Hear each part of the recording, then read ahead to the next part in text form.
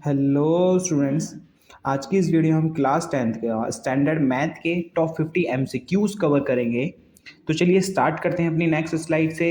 First question है, late a and b two positive integers such that a equal to this and b equal to this, where p and q are prime number, HCF of a and b मतलब इन दोनों numbers का HCF इसका और इसका क्या है, p की power n q की power n, and LCM of a and b means इसका और इसी का LCM है p की पावर n q की power s, then m plus n r plus r बताइए क्या होगा।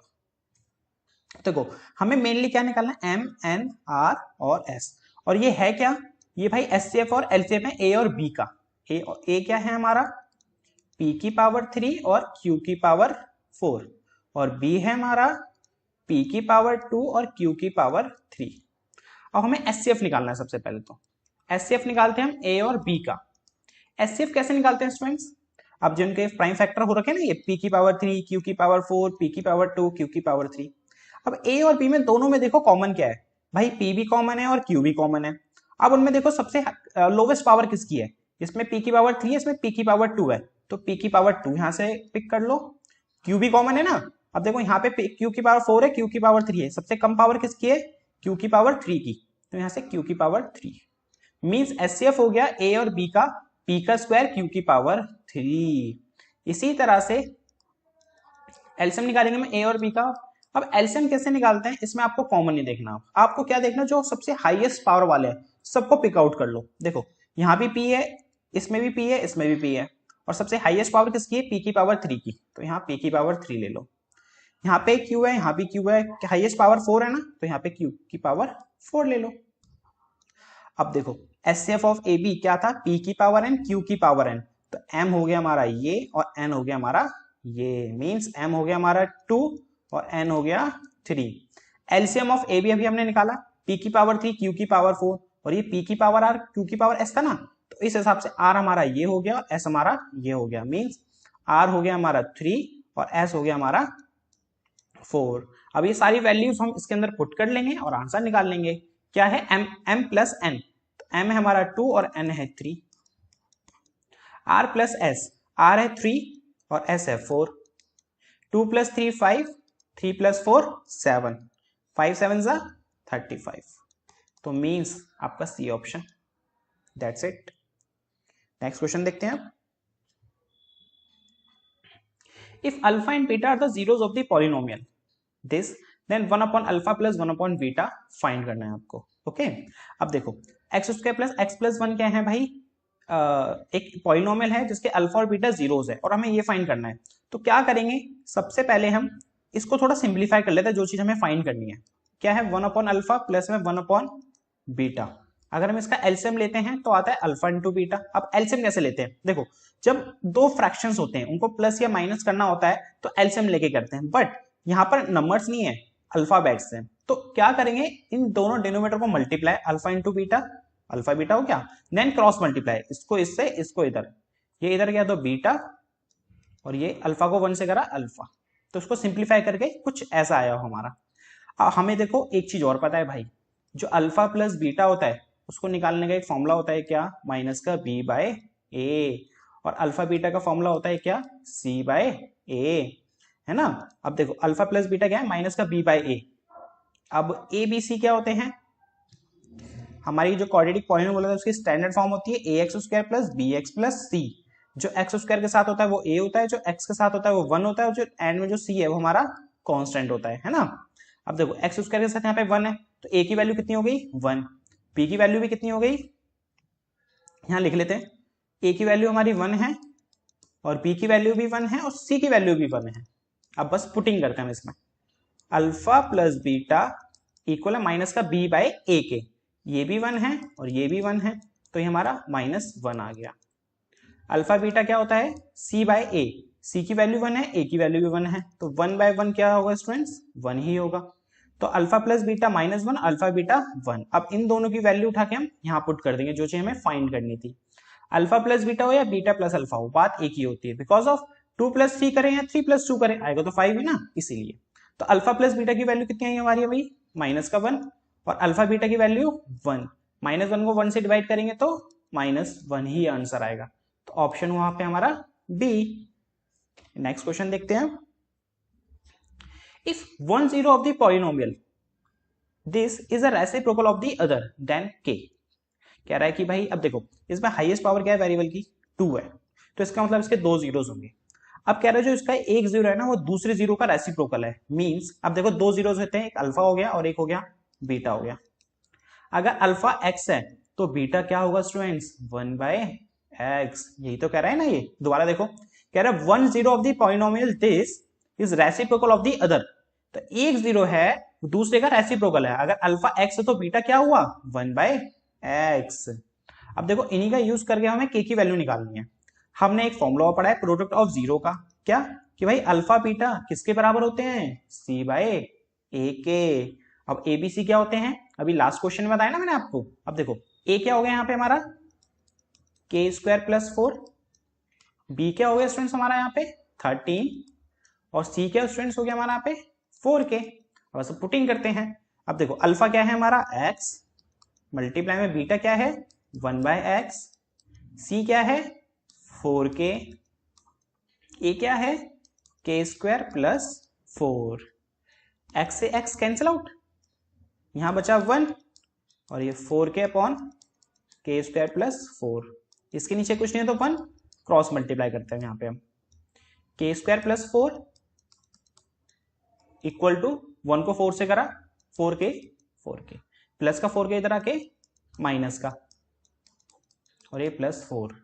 अब ये बन गया हमारा क्वाड्रेटिक पॉलिनोमियल। अब इसका सिंपलीफाई कैसे करते हैं, मिड स्प्लिट टर्म से, तो मिड स्प्लिट टर्म कर देते हैं।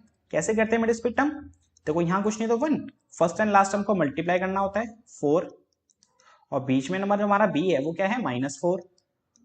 अब इसको -4 को इस तरह स्प्लिट करना है, मल्टीप्लाई करके 4 आए और प्लस माइनस करने पे -4 आए, तो वो नंबर होंगे हमारे -2k और -2k। चेक कर लो, 2 इंटू -2 4, और माइनस माइनस प्लस होता है तो कितना आएगा -4। अब इसके बाद 2 2 के पेयर बनाए जाएंगे।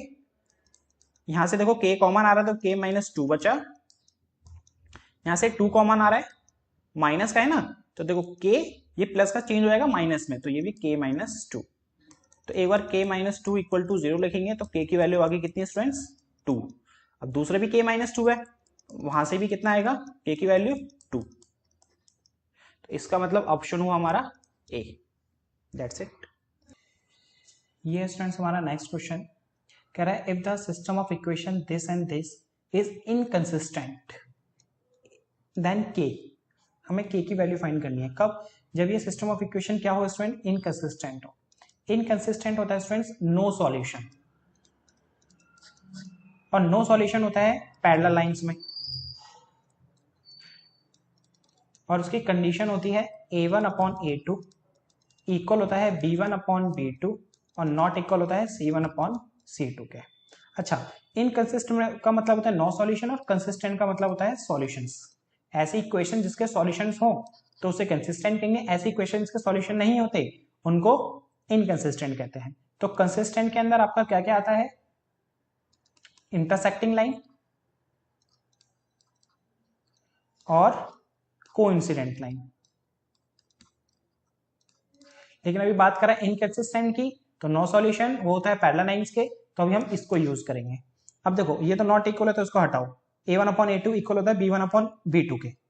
a1 है हमारा 3 और b1 है हमारा 1, a2 है हमारा 2k-1 और b2 है हमारा k-1। अब यहाँ पे हम पुटिंग करेंगे और उससे हमारी k की वैल्यू निकल आएगी। a1 है 3 और a2 है 2k-1, b1 है हमारा 1 और b2 है हमारा k-1। क्रॉस मल्टीप्लाई कर देते हैं इसको। अब 3 को इससे करा तो 3k-3, इसको इससे करा तो 2k-1, 3k प्लस का 2k तरह के माइनस का 2k, माइनस का 1, माइनस का 3 तरह के प्लस का 3, 3k में से 2k गया k, माइनस प्लस माइनस 3 में से 1 गया 2, तो k की वैल्यू आ गई स्टूडेंट्स 2। तो इसका आंसर क्या हुआ, डी ऑप्शन। अब नेक्स्ट क्वेश्चन देखते हैं। कह रहा है भाई area of triangle form by the lines x = 3, y = 4, x = y is this. इन चार ऑप्शन से मैं बताना क्या आंसर है। अब एरिया ऑफ ट्रायंगल फॉर्म करना है हमें जो इन लाइनों से मिलके बन रहा है। तो सबसे पहले हम क्या बनाते हैं, कार्टेशियन प्लेन बनाते हैं। कुछ ऐसा हमारा कार्टेशियन प्लेन होता है, ये हमारी एक्स एक्सिस होती है और ये हमारी वाई एक्सिस होती है। नंबर भी प्लॉट कर लेते हैं, चलो 1 2 3 4, 1 2 3 4। अब कह रहा है x इक्वल टू 3, ये x की लाइन होती है ना स्टूडेंट्स, तो x इक्वल टू 3 ये रहा। तो इसका ये इक्वेशन ऑफ लाइन बनेगी कुछ इस तरीके से। कह रहा है y equal to 4, y equal to 4, y axis की लाइन ये रही, तो y इक्वल टू 4 यहां होगा, उसकी लाइन बनेगी कुछ इस तरीके से। अब आगे देखो क्या कह रहा है ये। अब ये हमारी ये हो गई हमारी x इक्वल टू 3 की लाइन और ये हो गई हमारी y इक्वल टू 4 की लाइन। अब आगे कह रहा है x इक्वल है y के। अब x इक्वल y की इक्वेशन कैसे बनती है, कुछ इस तरीके से।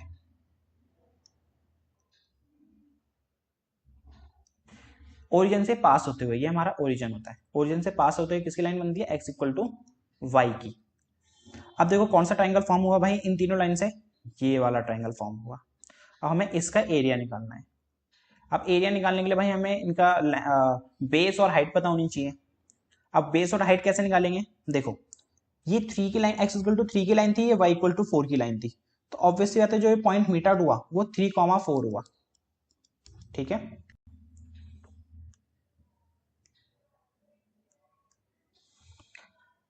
अब स्टूडेंट्स ये वाला पॉइंट क्या होगा, अब देखो ये है x इक्वल टू y की लाइन और ये है जो इसको कट आउट कर रही है x इक्वल टू 3 की लाइन। x इक्वल टू 3 की line x equal to y की लाइन को कट आउट कर रही है ना। तो इसका मतलब वो उसका मिड जो पॉइंट हो रहा है वो इन इक्वेशन में सेटिस्फाई भी होगा। तो इसका मतलब x की वैल्यू यहाँ 3 पुट करेंगे तो उस तरह से y की वैल्यू कितनी आ गई 3। तो x की वैल्यू भी 3 है, y की वैल्यू भी 3 है, तो ये पॉइंट हो गया 3,3 का। इसी तरह से जो ये वाला पॉइंट है हमारा x इक्वल टू y की लाइन y इक्वल टू 4 की लाइन को कट कर रही है, y इक्वल टू 4 की line x equal to y की लाइन को कट कर रही है, तो y की वैल्यू 4 पुट करेंगे तो x की वैल्यू कितनी आ गई 4। तो ये पॉइंट हो गया हमारा 4,4। अब देखो यहाँ पे x की वैल्यू 3 है, y की वैल्यू 3 है, यहाँ पे x की वैल्यू 3 है, y की वैल्यू 4 है। तो जो चेंज हो रहा है वो y चेंज हो रहा है, 3 से 4 चेंज हुआ मींस 1 यूनिट। तो भाई हमारा परपेंडिकुलर कितना हो गया 1, मतलब हाइट कितनी हो गई 1। अब यहाँ पे देखो x 3 था, यहाँ पे x यहाँ पे कितना हो गया इस वाले पॉइंट पे 4 हो गया। तो इसका मतलब यहाँ से लेके यहाँ तक भी कितना डिस्टेंस है 1 का, मींस जो हमारा बेस हो गया वो भी कितना हो गया 1। और एरिया ऑफ ट्रायंगल कैसे निकालते हैं students, half into base into height, और बेस भी 1 है और हाइट भी 1 है, तो 1 इंटू 1, 1 इंटू 1 इंटू 1 1 और नीचे 2। तो आंसर हुआ हमारा 1/2 square unit, means A option. Next question देखते हैं। -4 is a root of quadratic equation this. -4 जो है इस इक्वेशन का भाई रूट है, मींस क्या होता है रूट का मतलब कि भाई -4 इसके अंदर सेटिस्फाई हो जाएगा और इक्वल टू 0 रहेगा। Okay, then the quadratic equation this has a equal roots, find the value of k। अब देखो अगर मैं इसमें x की जगह -4 पुट करूंगा तो वहां से मेरी किसकी वैल्यू निकलेगी p की वैल्यू पता चल गई। अब मैं यहाँ पे p की वैल्यू पुट कर दूंगा। अब यहाँ पे एक k वेरिएबल बचा और इसके ना इक्वल रूट्स हैं, इस इक्वेशन के ऐसे रूट्स हैं इक्वल रूट्स, और इक्वल रूट्स होते हैं तो भाई b square minus 4ac equal होता है 0 के। इसमें ये वाला फॉर्मूला लगा के वहां से हम k की वैल्यू निकाल लेंगे। सो स्टूडेंट्स अब इसके अंदर हम पुटिंग करते हैं, p की वैल्यू निकालते हैं सबसे पहले। तो हमारी इक्वेशन है x square plus P x minus 4 और इसका रूट है -4, तो x की जगह -4 पुट करेंगे, -4 इक्वल टू 0, -4 का स्क्वायर 16, p इंटू -4 माइनस का 4p माइनस का 4 इक्वल टू 0, 16 में से 4 गया 12 माइनस का 4p इक्वल टू 0, प्लस का 10 उधर आके माइनस का 12, अब -4 मल्टीप्लाई में तो इधर आके डिवाइड हो जाएगा, कैंसिल होगी, p की वैल्यू आ गई स्टूडेंट्स कितनी 3। अब जो हमारी दूसरी क्वाड्रेटिक इक्वेशन थी वो क्या थी x square plus P x, और p की वैल्यू 3 निकाल चुके तो वो क्या हो गया 3x प्लस में k इक्वल टू 0। अब इसके क्या है भाई इक्वल रूट्स हैं, इक्वल रूट्स होते तो क्या होता है b square minus 4ac equal होता है 0 के। b की वैल्यू 3 है ना, तो 3 का स्क्वायर माइनस में 4 इंटू a क्या है 1 और c क्या है k इक्वल टू 0, 3 का स्क्वायर 9 माइनस का 4k इक्वल टू 0, प्लस का 9 उधर आ गया स्टूडेंट्स माइनस का 9 हो जाएगा, k के साथ -4 मल्टीप्लाई में है तो उधर जाके डिवाइड, माइनस से माइनस कैंसिल, तो आंसर आ गया 9/4। 9/4 means C option. Next question देखते हैं। If a and b are root of this equation, a और b क्या है, इस इक्वेशन के रूट हैं, देन a प्लस b आपको फाइंड करना है, ठीक है ना। अब देखो जो यहाँ पे a और b जो यहाँ पे इसके साथ दे नहीं रखे ना, जो कांस्टेंट वैल्यूज है हमारी, वही इनके रूट्स हैं, और हमें बताना है कि भाई a प्लस बी क्या होगा।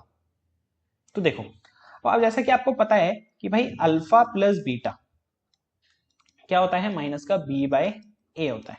ओके, अल्फा प्लस बीटा किसके इक्वल होता है, माइनस का b/a के, सम ऑफ जीरो जिसे कहते हैं।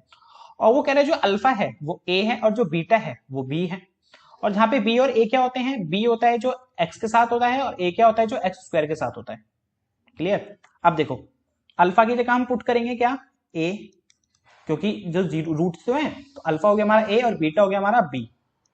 और ये क्या होते हैं, यहाँ पे जो इक्वेशंस में जो उनकी कॉफिशिएंट्स होते हैं, b क्या होता है x का कॉफिशिएंट, मतलब a है यहाँ पे, तो ये -a हो गया। और a क्या होता है x और का कॉफिशिएंट, यहाँ पे वो क्या है 1 हो गया। तो a प्लस बी किसके इक्वल हो गया स्टूडेंट्स, माइनस का a के।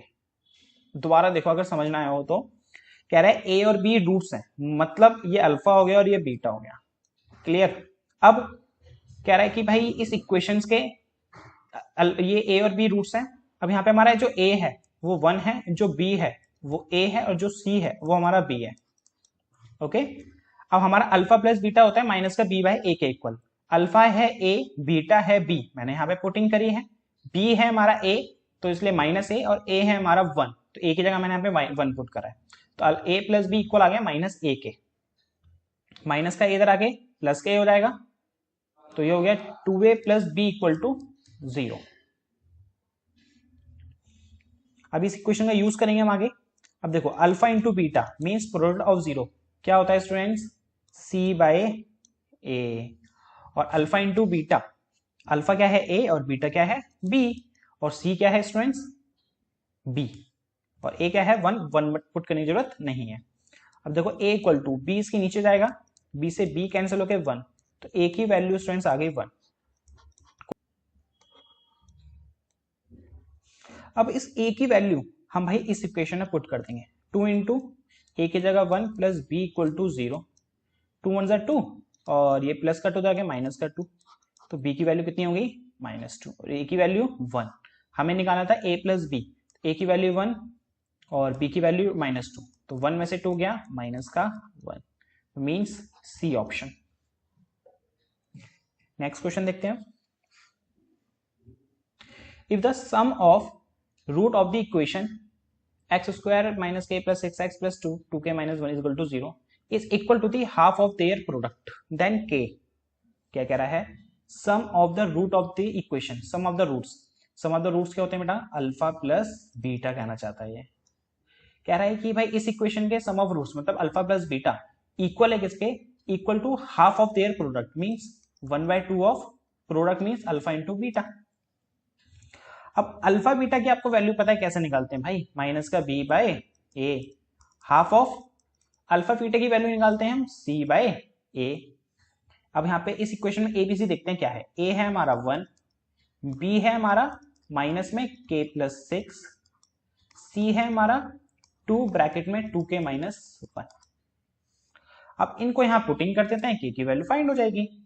माइनस में का b है और b हमारा पहले से माइनस है तो माइनस माइनस प्लस हो गया, तो k प्लस 6, a है हमारा 1, 1/2 इंटू में c/a, c है हमारा 2 इंटू 2k माइनस 1 अपॉन में a है हमारा 1, k प्लस 6 अपॉन 1 को इससे मल्टीप्लाई करेंगे और 2 को इससे मल्टीप्लाई करेंगे तो ब्रैकेट ओपन करते हैं, 4k माइनस 2 आएगा।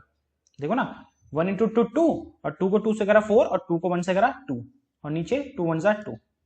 अब कर देंगे हम इसको क्रॉस मल्टीप्लाई, 2 को k प्लस 6 से करा 2k प्लस 12, और 1 को 4k माइनस 2 से करा 4k माइनस 2।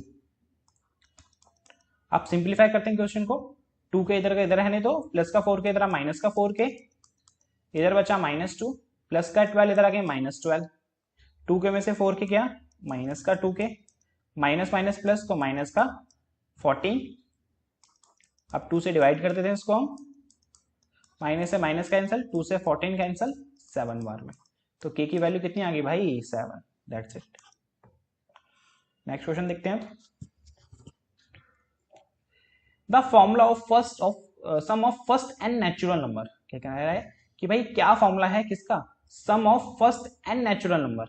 नेचुरल नंबर क्या होता है बेटा, 1 2 3 4 ऐसे कहां तक, इनफाइनाइट टर्म्स तक। अब इन सब का हमें, इन सब के सम का फॉर्मूला बताना है क्या होगा इनमें से। तो देखो हमने भाई एपी में पढ़ा है एसएन का फॉर्मूला, एसएन क्या काम आता है, सम निकालने के तो काम आता है। तो एसएन का फॉर्मूला पड़ता है SN equal to n/2 bracket में 2a प्लस n-1 इंटू में d। अब इसमें a क्या है हमारा, फर्स्ट टर्म 1 है, d क्या है हमारी, वो भी 1 है भाई, और n क्या है, मतलब कितनी टर्म है इसके अंदर, इनफाइनाइट, मींस n ही है उसके अंदर। ओके, अब ये पुटिंग इसके अंदर कर देते हैं, n को n रहेगा, a की वैल्यू 1 है तो 2 1 जा 2, n भी n रहेगा, d की वैल्यू 1 है यहाँ पे, n/2 ब्रैकेट में 2 प्लस 1 को n-1 से करेंगे तो सेम नंबर, n 2 में से 1 गया 1 और नीचे 2, तो भाई sum of first and natural number क्या आ गया, n ब्रैकेट में n+1 डिवाइड बाय 2। तो कौन सा ऑप्शन हुआ इसमें से हमारा, A option. That's it. Next question देखते हैं। Find the value of x which this and this are in AP। ये तीनों नंबर AP में आपको x की वैल्यू फाइंड करनी है। ओके, अब देखो जब AP होती है, जैसे हमारा A1 हो गया, फिर A2 होता है, फिर A3 होता है, फिर A4 होता है, ऐसे चलते रहता है। अब जो इनका जो D होता है कॉमन डिफरेंस, तो भाई वो सबका ना सेम होता है, अगर सेम नहीं होगा तो वो AP निकल आएगा। और D कैसे निकालते हैं, A2 माइनस A1, मतलब सेकेंड टर्म में से फर्स्ट टर्म माइनस, या थर्ड टर्म में से सेकेंड टर्म माइनस, और इससे भी D आ जाता है और इससे भी D आ जाता है, और D हमेशा सेम रहते हैं, तो इसका मतलब ये दोनों इक्वल रहेंगे। अब बस अब इसी चीज का यूज करके हम वही x की वैल्यू निकालेंगे। कैसे, ये हो गया हमारा A1, ये हो गया हमारा A2, ये हो गया हमारा A3, तो मतलब A2 minus A1 6x minus 2, minus में A1 मीन्स 8x प्लस 4, ये इक्वल होगा किसके, A3 means 2x plus 7, minus में A2 मीन्स 6x माइनस 2, तो ये हो गया हमारा 6x माइनस 2। अब देखो बच्चे ना यहाँ पे हमेशा गलती करते हैं, अब ये ब्रैकेट में है ना, ये ब्रैकेट ओपन होके ना साइन चेंज हो जाते हैं, तो ये माइनस का 8x, ये प्लस का 4 हो तो ये माइनस का 4, सेम इधर भी 2x प्लस 7 माइनस का 6x, यहाँ अंदर माइनस है ना, तो ये माइनस का क्या हो जाएगा प्लस। जब भी आता ना ब्रैकेट में नंबर लिखे हैं और बाहर माइनस का साइन है, तो सारे साइन चेंज कर दो, प्लस का माइनस, माइनस का प्लस। अब इसको और थोड़ा सिंप्लीफाई करते हैं, 6x में से माइनस का 8x गया तो माइनस का 2x, माइनस का 2 माइनस का 4 माइनस का 6, 2x में से माइनस 6x गया तो माइनस का 4x, 7 प्लस 2 9। अब x वाले एक तरफ और कांस्टेंट नंबर एक तरफ करते हैं, ये है माइनस का 2x, माइनस का 4x इधर आके प्लस का 4x, इधर बचा 9, माइनस का 6 इधर आके प्लस का 6, माइनस प्लस माइनस 4 में से 2 गया 2x, 9 प्लस 6 15, तो x की वैल्यू आ गई 15/2, यही तो हमें निकालना था। तो means option none of this, है नहीं इसमें ऑप्शन, तो नन ऑफ दिस हमारा इसका आंसर हो गया। ये स्टूडेंट्स हमारा नेक्स्ट क्वेश्चन कह रहा है if 18a b - 3 are in AP, मतलब कि भाई 18a और b और -3 AP में है, देन a प्लस बी हमें बताना है, a प्लस बी क्या होगा, तो हमें a और b की वैल्यू चाहिए। अब हमें क्या पता है, a पता है, a कितना है 80, और हमें लास्ट टर्म पता है, लास्ट टर्म मतलब 1 2 3 4 मीन्स 4 टर्म, हमें a4 पता है कितना -3। a4 को स्टूडेंट हम कैसे लिख सकते हैं, a प्लस 3d। अब देखो a4 है ना, a प्लस 3d, अगर a5 होता तो a प्लस 4d, एक कम करके हम लिखते हैं, जैसे अगर सेकेंड टर्म होती तो a प्लस डी, 10 टर्म होती तो a प्लस 9d, इसी तरह से a4 को a प्लस 3d, ये किसके इक्वल है -3 के। a की वैल्यू पता है हमें 80, 3d इक्वल टू -3, प्लस का 18 उधर रखे माइनस का 3d इक्वल टू माइनस का 21, 3 से अब डिवाइड कर देते हैं, तो d की वैल्यू स्टूडेंट्स अब हमारी आ गई माइनस का 7। अब देखो पहली टर्म क्या थी 18 में -7 करा तो कितना हुआ 11। अब 11 में -7 करा तो कितना हुआ 4 में -7 करा तो कितना हुआ -3। तो देखो a की वैल्यू क्या मिली मुझे 11 और b की वैल्यू कितनी मिली स्टूडेंट्स 4। हमें क्या करना था a प्लस बी, तो 11 प्लस 4 कितना हुआ 15, मतलब डी ऑप्शन। नेक्स्ट क्वेश्चन देखते हैं। If the vertex of parallelogram PQRS taken in order this PQR, then the coordinate of its 4 vertex S are, कह रहा है कि भाई एक PQRS पैरेललोग्राम है, PQRS, इसमें P है आपका 3,4, Q है आपका -2,3, R है आपका -3, -2 और S आपको फाइंड करना है। तो हम उसको लेट कर लेते हैं, ये x है और ये y है। x y नहीं, हम a और b ले लेते हैं, ये a है और ये b है। अब देखो एक पैरेललोग्राम की प्रॉपर्टी है क्या कि भाई जो उसकी डायगोनल्स होती हैं बाइसेक्ट करती हैं each other, diagonals are bisect each other, means कि देखो ये वो पे इंटरसेक्ट हो रही है ना, ये वाला पार्ट इस पार्ट के इक्वल है और ये वाला पार्ट इस पार्ट के इक्वल है। हमने चैप्टर 7 में कोऑर्डिनेट ज्योमेट्री में एक फॉर्मूला पढ़ा था क्या कि भाई सेक्शन फॉर्मूले में ये है x1 y1 और ये है पॉइंट है x2 y2। अगर ये मिड पॉइंट हो मींस रेशियो 1:1 हो, है ना, तो हमारा ये पॉइंट निकालने का फॉर्मूला क्या होता है, xy निकालने का फॉर्मूला, पॉइंट निकालने का x equal to x1 plus x2 divide by 2 और y equal to y1 plus y2 divide by 2। अब देखो इसी का यूज करके हम a और b की वैल्यू निकालेंगे। कैसे, अगर हम pq देखते pr देखते हैं, सॉरी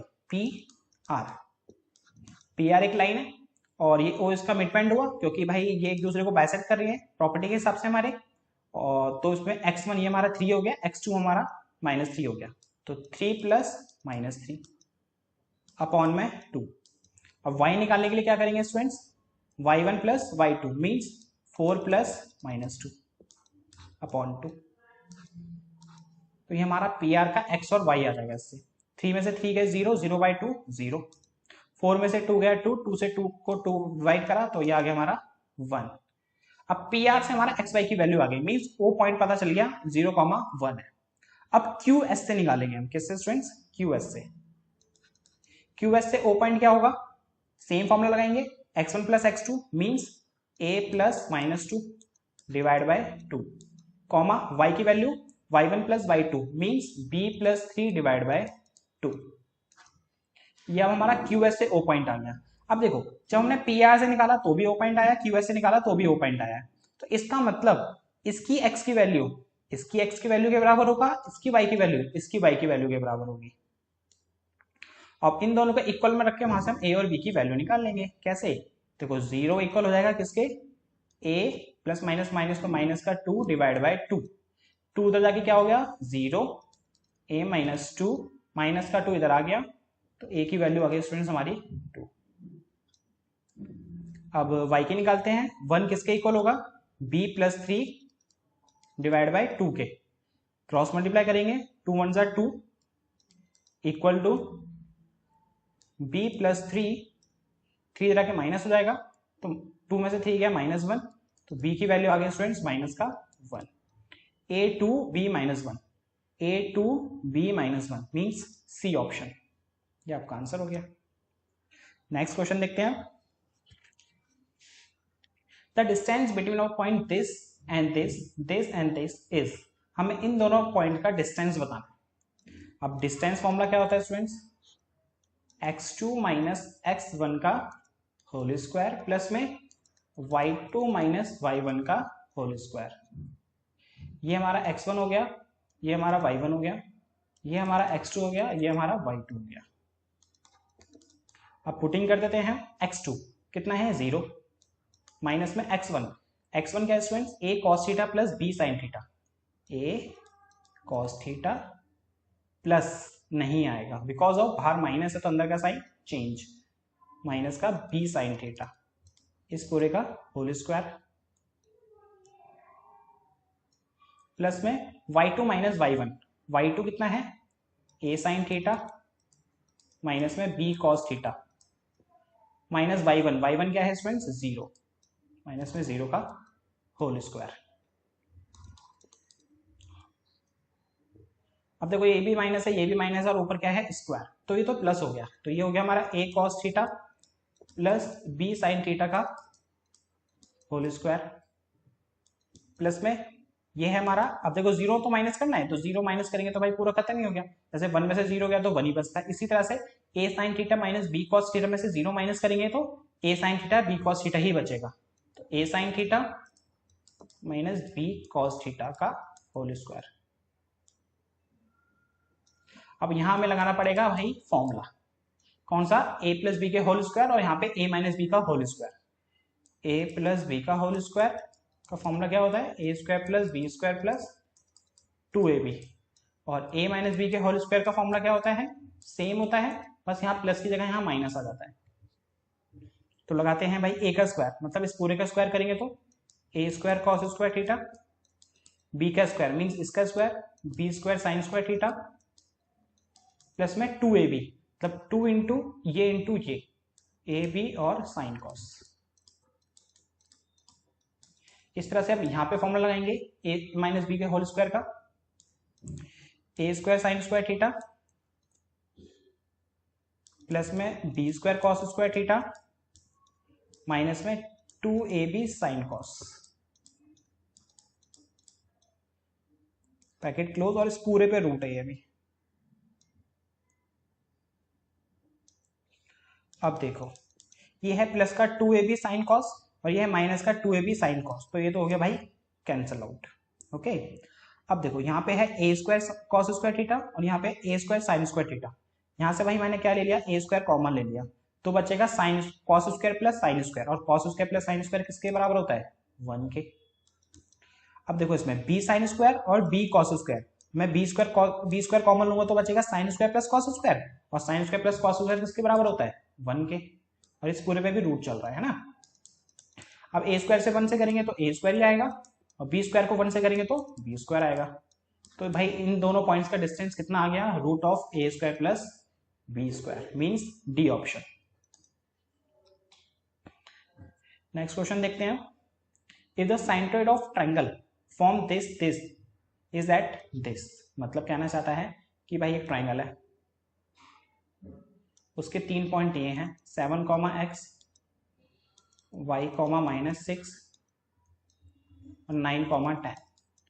साइनटॉइड क्या होता है, इनका ये मिड पॉइंट, यहाँ से इसका डिस्टेंस, यहाँ से इसका डिस्टेंस, यहाँ के इनका डिस्टेंस क्या होता है, सेम होता है, ये पॉइंट हमारा साइनटॉइड कहलाता है, और ये पॉइंट हमें दिया हुआ है 6, 3। तो हमें x और y की वैल्यू फाइंड करनी है, जो ये देखो ये x यहाँ से मिस है और यहाँ से y मिस है। अब साइनटॉइड निकालने का बेटा फॉर्मूला होता है क्या, x1 plus x2 plus x3 divide by 3, और y निकालने का होता है, ये रिप्रेजेंट करता है x को, ये y को, ये हो गया हमारा x1 y1, ये हो गया हमारा x2 y2, ये हो गया हमारा x3 y3, और y निकालने का same formula y1 plus y2 plus y3 divide by 3,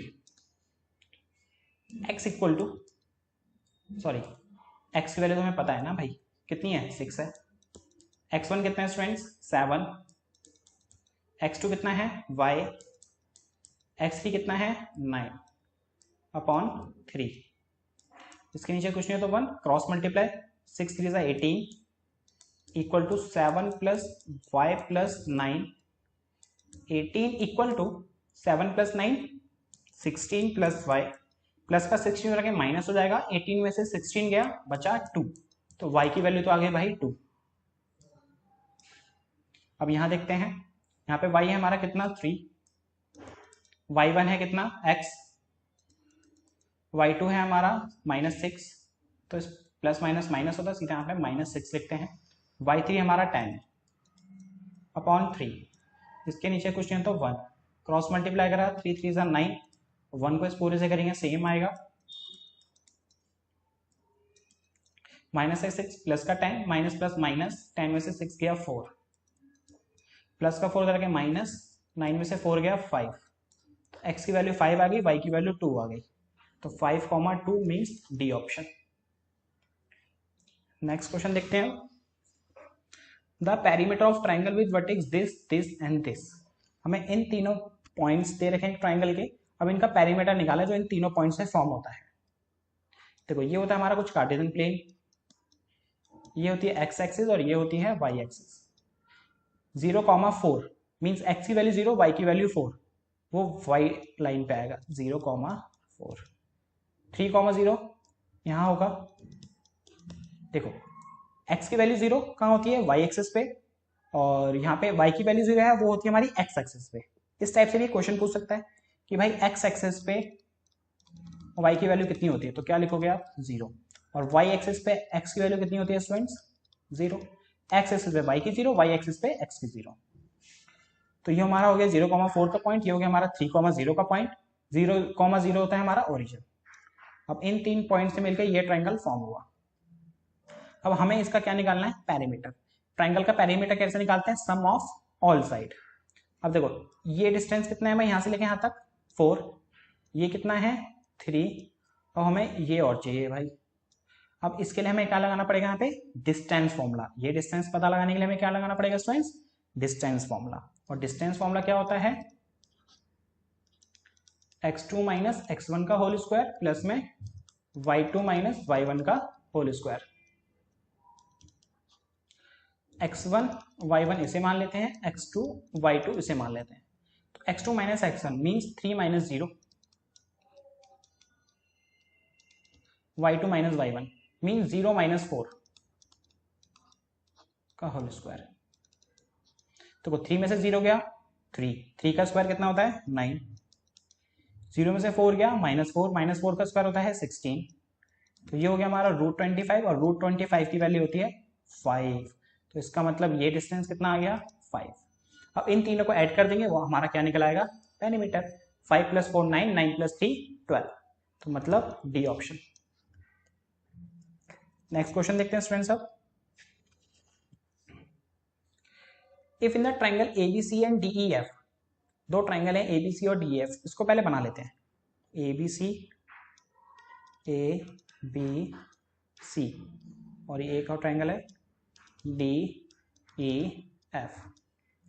इन दोनों ट्राइंगल में AB upon DE, AB upon DE means ये और ये इक्वल है किसके, BC अपॉन FD के।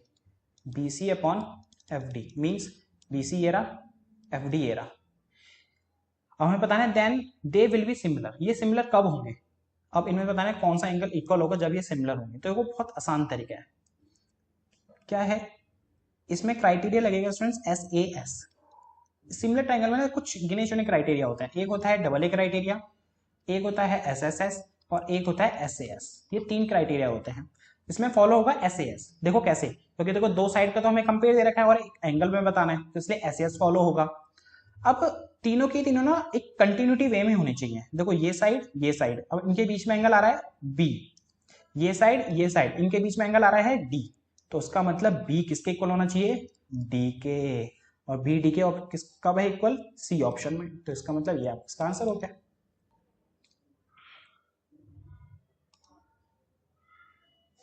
ये स्टूडेंट्स हमारा नेक्स्ट क्वेश्चन कह रहा है इन अ गिवन ट्राइंगल ABC, एक हमें ट्राइंगल गिवन है ABC जिसमें DE पैरेलल है BC के, मींस DE किसके पैरेलल है, BC के। AD upon DB, AD upon DB कितना दे रखा है हमें, 3/5। इफ AC इक्वल टू 5.6, मतलब ये पूरी लेंथ हमें कितनी दी हुई है 5.6, तो हमें AE फाइंड करना है, हमें सिर्फ ये AE फाइंड करना है। तो हम काम करते हैं, इसको x मान लेते हैं। अगर ये x है तो ये EC कितना हुआ स्टूडेंट्स 5.6 माइनस x। अब देखो हमें AD/DB पता है और AE पता चल गया, EC पता चल गया। हमने एक थ्योरम पढ़ी है BPT theorem, basic proportionality theorem, जिसका हम दूसरा नाम थेल्स थ्योरम भी है। ये थ्योरम क्या कहती है भाई, कोई एक ट्राइंगल है, किसी दो साइड्स पे हम एक पैरेलल लाइन ड्रॉ करते हैं तो ये साइड्स को ना सेम प्रोपोर्शन में डिवाइड करती है। Means AD upon BD equal होता है किसके, AE अपॉन EC के। अब देखो AD अपॉन BD क्या हमें रेशियो दिया हुआ पहले से 3/5 है, ए को हमने x माना हुआ है और ई सी हमारा क्या है 5.6 माइनस में x। अब इसको सिंप्लीफाई करके हम x की वैल्यू निकाल देंगे। क्रॉस मल्टीप्लाई करते हैं सबसे पहले, 5 को x से करा 5x, अब 3 को इससे करते हैं, 6 से 18 का 1, 3 5 से 15, ये 16.8 और माइनस का 3x, माइनस का 3x इधर आगे प्लस का हो जाएगा इक्वल टू 16.8, सॉरी एक सेकेंड, 3x हो गई है, 5x plus 3x 8x equal to 16.8। अब 8 से डिवाइड कर देंगे, यहाँ से हमारी x की वैल्यू आएगी कितनी, 16.8 divide by 8, 2.1। So students x की वैल्यू आ गई हमारी 2.1, तो इस हिसाब से हमारा ऑप्शन ए आपका आंसर। नेक्स्ट क्वेश्चन देखते हैं। If x into tan 60 into cos 60 equal to sin 60 cos 60 है, then x equal to, sorry तो हमें x की वैल्यू बतानी है, इसमें x की वैल्यू क्या है। तो देखो x हमें नहीं पता, उसको x को x रहने दो। tan 60 की वैल्यू कितनी होती है स्टूडेंट्स, √3 मल्टीप्लाई में cos 60 की वैल्यू कितनी होती है स्टूडेंट्स, 1/2 इक्वल टू sin 60 की वैल्यू होती है स्टूडेंट्स √3/2। cos 60 की वैल्यू कितनी होती है स्टूडेंट्स, अब देखो cos 60 की हमें नहीं पता, तो क्या करेंगे हम भाई, हम tan 60 की देखते हैं। tan 60 की होती है √3, तो cot 60 की पता हो जाएगी हमें कितनी, 1/√3, क्योंकि जो cot होता है tan का अपोजिट होता है भाई, मतलब रेसिप्रोकल होता है ना, इसलिए। देखो √3 से √3 कैंसल, और इक्वल के आमने सामने वाले नंबर्स भी कैंसिल हो जाते हैं, तो 2 से 2 cancel, x equal to √3 multiply में तो उधर आके डिवाइड हो गया, तो x की वैल्यू आ गई 1/√3। अब x की वैल्यू 1/√3 कब होती है, cos 30 पे नहीं होती, tan 30 पे, बिल्कुल tan 30 पे ही होती है 1/√3, तो इसका मतलब इसका tan 30 आंसर है। x की वैल्यू कितनी आ गई, tan 30 डिग्री। नेक्स्ट क्वेश्चन देखते हैं। sin theta plus sin square theta equal है 1 के, find the value of cos square theta plus cos की पावर 4 थीटा। अब हमें इसकी वैल्यू फाइंड करनी है कब, जब आपको ये चीज गिवन हो। तो देखते हैं कैसे करेंगे स्टूडेंट्स इसको। भाई हमें गिवन है sin theta plus sin square theta equal है 1 के, तो मैं क्या कर रहा हूं कि sin स्क्वायर थीटा को उधर लेके जाते हैं, तो 1 माइनस साइन स्क्वायर थीटा, और हमने एक फॉर्मूला पढ़ा हुआ है अपनी ट्रिग्नोमेट्री में, क्या कि भाई sign square plus cos square किसके बराबर होता है स्टूडेंट्स, 1 के, है ना। तो अगर मैं साइन को उधर ले जाता हूं, तो कॉस स्क्वायर की वैल्यू कितनी होती है, 1 माइनस साइन स्क्वायर, तो 1 माइनस साइन स्क्वायर को मैं कॉस भी लिख सकता हूं, तो 1 माइनस साइन स्क्वायर को लिख देंगे कॉस स्क्वायर, तो यहां से साइन किसके इक्वल हो गया, कॉस स्क्वायर के। अब देखो ये कॉस स्क्वायर है ना, इस कॉस स्क्वायर को कॉस स्क्वायर है ना, ये कॉस की पावर 4 थीटा लिखा हुआ है, क्या मैं इसको ऐसे लिख सकता हूँ, कॉस स्क्वायर थीटा का होल स्क्वायर, क्योंकि 2 2 4, तो कॉस की पावर 4 ही बनना है इसको, तो ये हो गया कॉस स्क्वायर थीटा प्लस में कॉस स्क्वायर थीटा किसके इक्वल है स्टूडेंट्स, साइन के, तो इस पूरे कॉस स्क्वायर की जगह मैं लिख सकता हूँ साइन, और इस पूरे पे क्या है स्क्वायर, तो यहाँ स्क्वायर लग जाएगा, और cos square plus sine square क्या होता है, अभी बताया था मैंने, कितना 1, तो इसका आंसर कितना है स्टूडेंट्स 1, मतलब ऑप्शन बी। नेक्स्ट क्वेश्चन देखते हैं। tan theta plus cot theta equal है 2k, find the value of tan square theta plus cot square theta. अब देखो यहाँ पे जो हमें गिवन है, पहले इसको सिंप्लीफाई करते हैं, देन इसके हमारे यहाँ से ये वैल्यू निकल आएगी। तो अगर हम क्या करें, हमें गिवन है tan theta plus cot theta equal है 2k, मुझे स्क्वायर चाहिए ना, मैं एक काम करता हूँ बोथ साइड स्क्वायर कर देता हूँ, मैं क्या कर रहा हूँ बोथ साइड स्क्वायर, जब मैं बोथ साइड स्क्वायर करूंगा तो क्या मिलेगा मुझे, tan theta plus cot theta का होल स्क्वायर, और यहाँ पे 2 का स्क्वायर 4, तो इस यहाँ पे लगेगा a प्लस बी के स्क्वायर का फॉर्मूला, a प्लस बी के स्क्वायर का formula, a square plus B square plus 2ab, a की जगह tan है तो ये tan स्क्वायर थीटा हो गया, b की जगह cot है तो ये cot स्क्वायर थीटा हो गया, 2ab means 2 into tan into cot, और ये किसके इक्वल है स्टूडेंट्स 4 के, तो tan square theta plus cot square theta. अब देखो ये tan ना cot से कैंसिल हो गया। अब ये tan भाई cot से कैंसिल कैसे हुआ? अब देखो कैसे हुआ कि भाई tan है इंटू कॉट है। क्या मैं tan को 1/cot लिख सकता हूँ? बिल्कुल भाई, tan किसका रेसिप्रोकल होता है? कॉट का। और इंटू में इसके साथ क्या है? कॉट, तो कॉट से कॉट कैंसिल हो जाएगा, इसलिए कैंसिल आउट करा। और यहाँ बचा सिर्फ 2, प्लस का 2 उधर जाके माइनस का 2, तो 4 में से 2 गया 2, तो tan square plus cot square की वैल्यू कितनी आ गई स्टूडेंट्स? 2, तो मतलब सी ऑप्शन। नेक्स्ट क्वेश्चन देखते हैं। x equal to this, y equal to this, then b square x square plus a square Y square की आपको वैल्यू फाइंड करनी है। तो भाई अब क्या करते हैं ना, वैल्यू पुटिंग करते हैं। जो जो हमें पता है, x की पता है और y की पता है ना, B square x square plus A square Y square की वैल्यू फाइंड करनी है हमें। हमें x और y की वैल्यू पता है, इसके अंदर पुट करते हैं। बी स्क्वायर को बी स्क्वायर रहने दो, एक्स स्क्वायर मीन्स ए कॉस थीटा का होल स्क्वायर, ए स्क्वायर वाई की वैल्यू पुट करते हैं बी साइन थीटा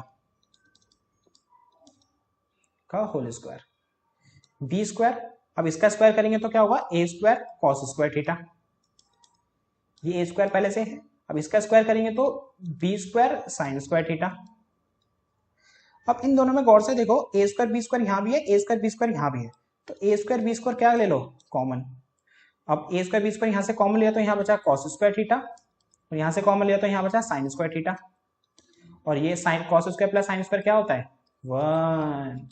और ए स्क्वायर बी स्क्वायर को 1 से करेंगे तो कितना आएगा? ए स्क्वायर बी स्क्वायर ही आएगा। तो ये कौन सा ऑप्शन है स्टूडेंट्स? ए, तो इसका ए ऑप्शन आंसर हो गया।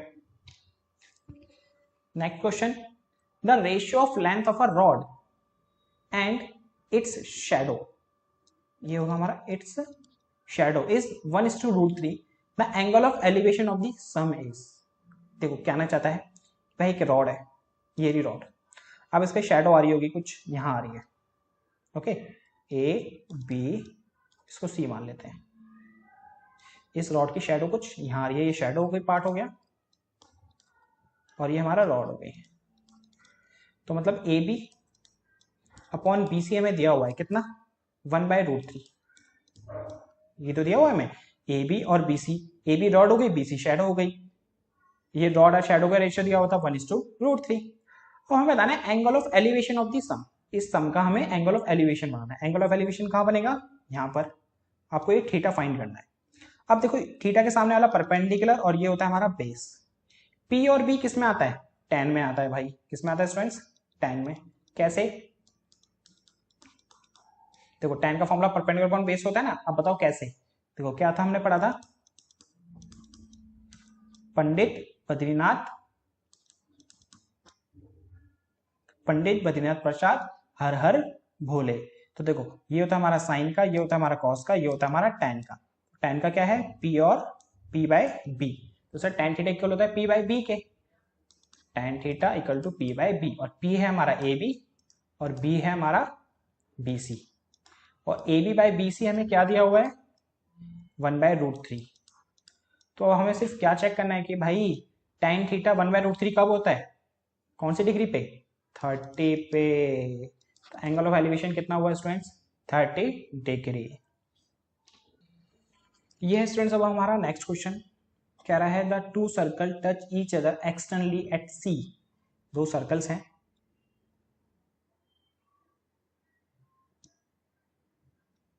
कुछ इस तरीके से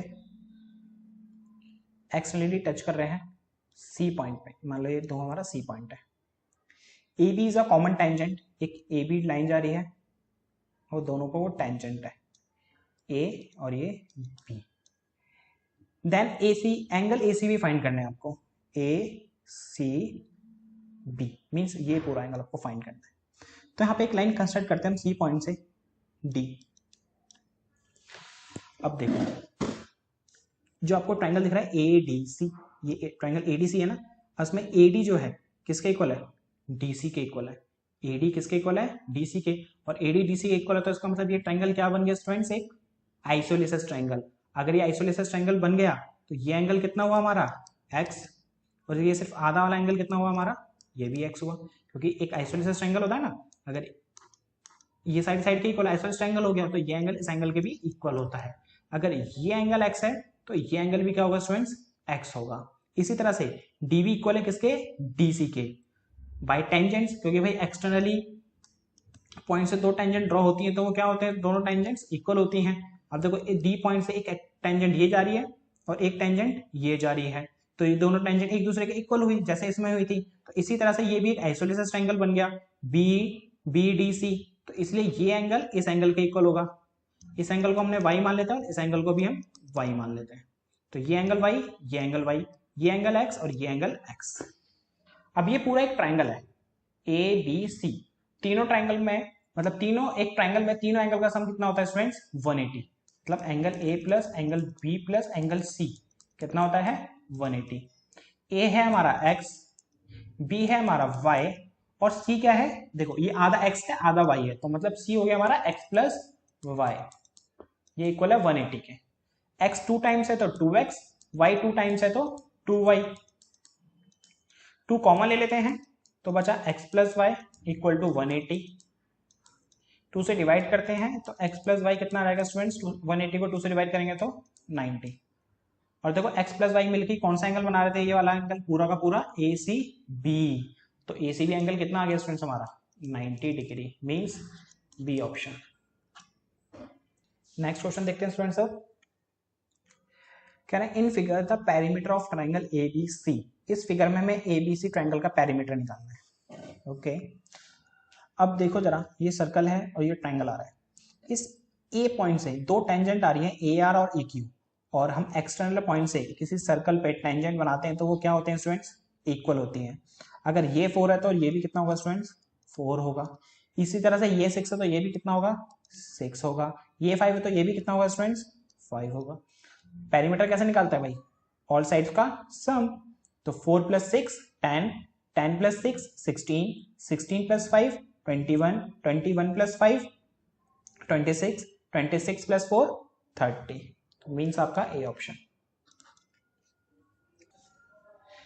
नेक्स्ट क्वेश्चन क्या रहा है स्टूडेंट्स हमारा कि भाई in figure P R is a tangent circle at P point पे टेंजेंट है, and O is the centre of the circle, वो क्या है centre of the circle, then P O Q बताना है हमें, पी ओ क्यू मीन्स आपको ये वाला एंगल फाइंड करना है।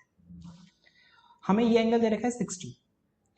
अब देखो हमने एक थ्योरम पढ़ी है स्टूडेंट्स, क्या कि भाई ये सर्कल है, ये टेंजेंट है, अगर सेंटर से मैं इस पॉइंट ऑफ कांटेक्ट पे, मतलब ये टेंजेंट का जहाँ पे टच करता है ना ये सर्कल को, वो पॉइंट ऑफ कांटेक्ट होता है, पॉइंट ऑफ कांटेक्ट होता है। अगर हम सेंटर से एक रेडियस ड्रॉ करें इस पॉइंट ऑफ कांटेक्ट पे तो वो 90 डिग्री का एंगल बनाता है। कितने डिग्री एंगल बनाता है स्टूडेंट्स, 90 डिग्री। तो इसीलिए अब देखो ओ सेंटर है, यहाँ से ये पूरा एंगल इस पॉइंट ऑफ कांटेक्ट पे इस रेडियस से कितना बना रहा होगा, 90, और ये से ये एंगल है हमारा 60, तो 90 में से 60 गया 30, तो ये कितना एंगल हुआ स्टूडेंट्स, 30। ओके अब देखो ये 30 है तो ये भी कितना होगा स्टूडेंट्स, 30, बिकॉज ऑफ ये OP क्या है रेडियस, OQ भी क्या है रेडियस, दोनों रेडियस इक्वल है। हमेशा हमें पता ही है कि सर्कल में भाई सारी की सारी रेडियस एक दूसरे की क्या होती हैं, इक्वल, तो OP किसके इक्वल हुआ, OQ के, तो इस वजह से ये बन गया हमारे एक आइसोसेलेस ट्रायंगल। तो उसी वजह से 30 है तो ये भी कितना होगा 30, एंगल्स इक्वल होते हैं ना आइसोसेलेस ट्रायंगल में, इसलिए। अब देखो ये एक पूरा का पूरा ट्रायंगल है POQ, 30 plus angle O means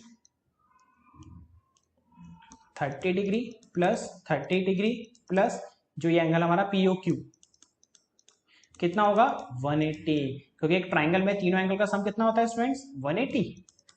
अब देखो 30 प्लस 30 60 प्लस का 60 उधर आके क्या हो जाएगा माइनस, तो 180 में से 60 क्या 120, तो इसका मतलब हमारा C ऑप्शन, तो POQ हो गया हमारा 120। ये स्टूडेंट्स अब हमारा नेक्स्ट क्वेश्चन कह रहा है in figure if TP and TQ are tangent draw from external point T to a circle with centre O such that TQP is 60 degree and OPQ find करना है। OPQ मींस ये वाला angle आपको find करना है। Same question है last question की तरह, शायद मिस्टेकली दोबारा टाइप हो गया क्वेश्चन, बस इसके अंदर फाइंड कुछ करना है। देखो हमने भी बताया मैंने आपको कि भाई सेंटर से एक रेडियस ड्रॉ करते हैं पॉइंट ऑफ कांटेक्ट पे, जो टेंजेंट आ रही है उसके पॉइंट ऑफ कांटेक्ट पे, तो ये पूरा एंगल बनाता है 90 डिग्री का। तो अगर इतना सा एंगल 60 डिग्री है तो ये बचा हुआ एंगल कितना हुआ स्टूडेंट्स 30 डिग्री। और OP और OQ क्या है रेडियस, और वो रेडियस इक्वल होती हैं, तो ये OPQ एक हो गया हमारा एक आइसोसेलेस ट्रायंगल, और इसी वजह से ये एंगल 30 है, तो ये एंगल भी क्या होगा स्टूडेंट्स 30 डिग्री, तो मतलब बी ऑप्शन। नेक्स्ट क्वेश्चन देखते हैं। In figure two equal circle touch each other at T point, ये दो इक्वल सर्कल हैं, दोनों एक टी पॉइंट पे टच कर रहे हैं एक दूसरे को।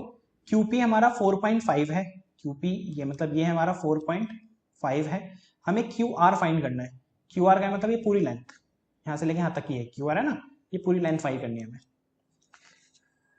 अब देखो ये P एक एक्सटर्नल पॉइंट है इस सर्कल के लिए, तो भाई हमने पढ़ा है कि ये रहा सर्कल, ये रहा एक्सटर्नल पॉइंट, तो ये दोनों टेंजेंट एक दूसरे की क्या होती हैं इक्वल। तो QP कितना है 4.5, तो PT भी कितना होगा 4.5।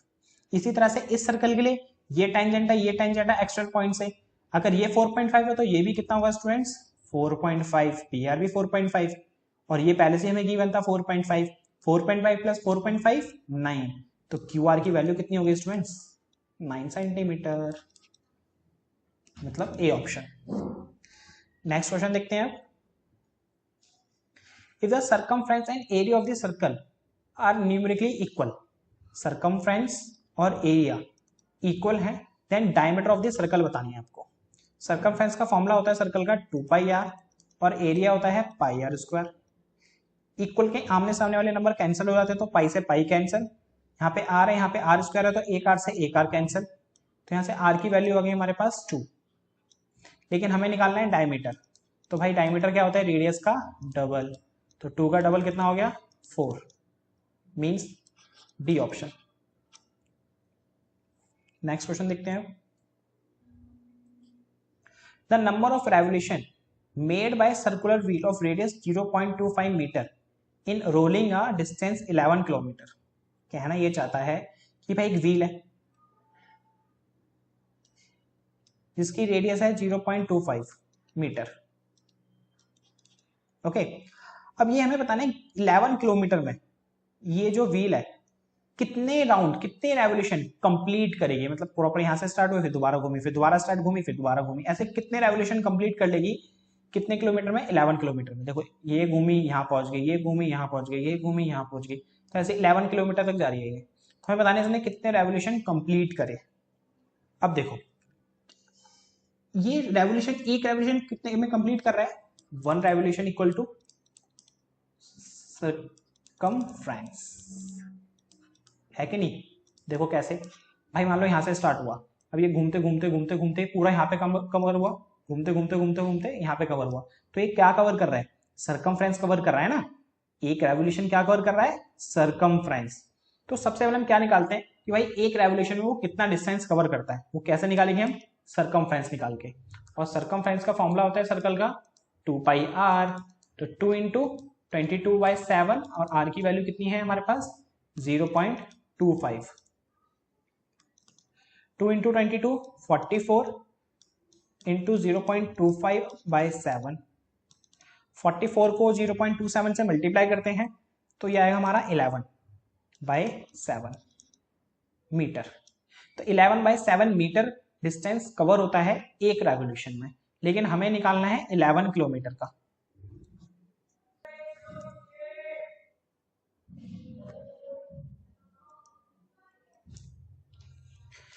नेक्स्ट क्वेश्चन है स्टूडेंट्स हमारा, the area of the circle that can be described in a square of 6 centimetre.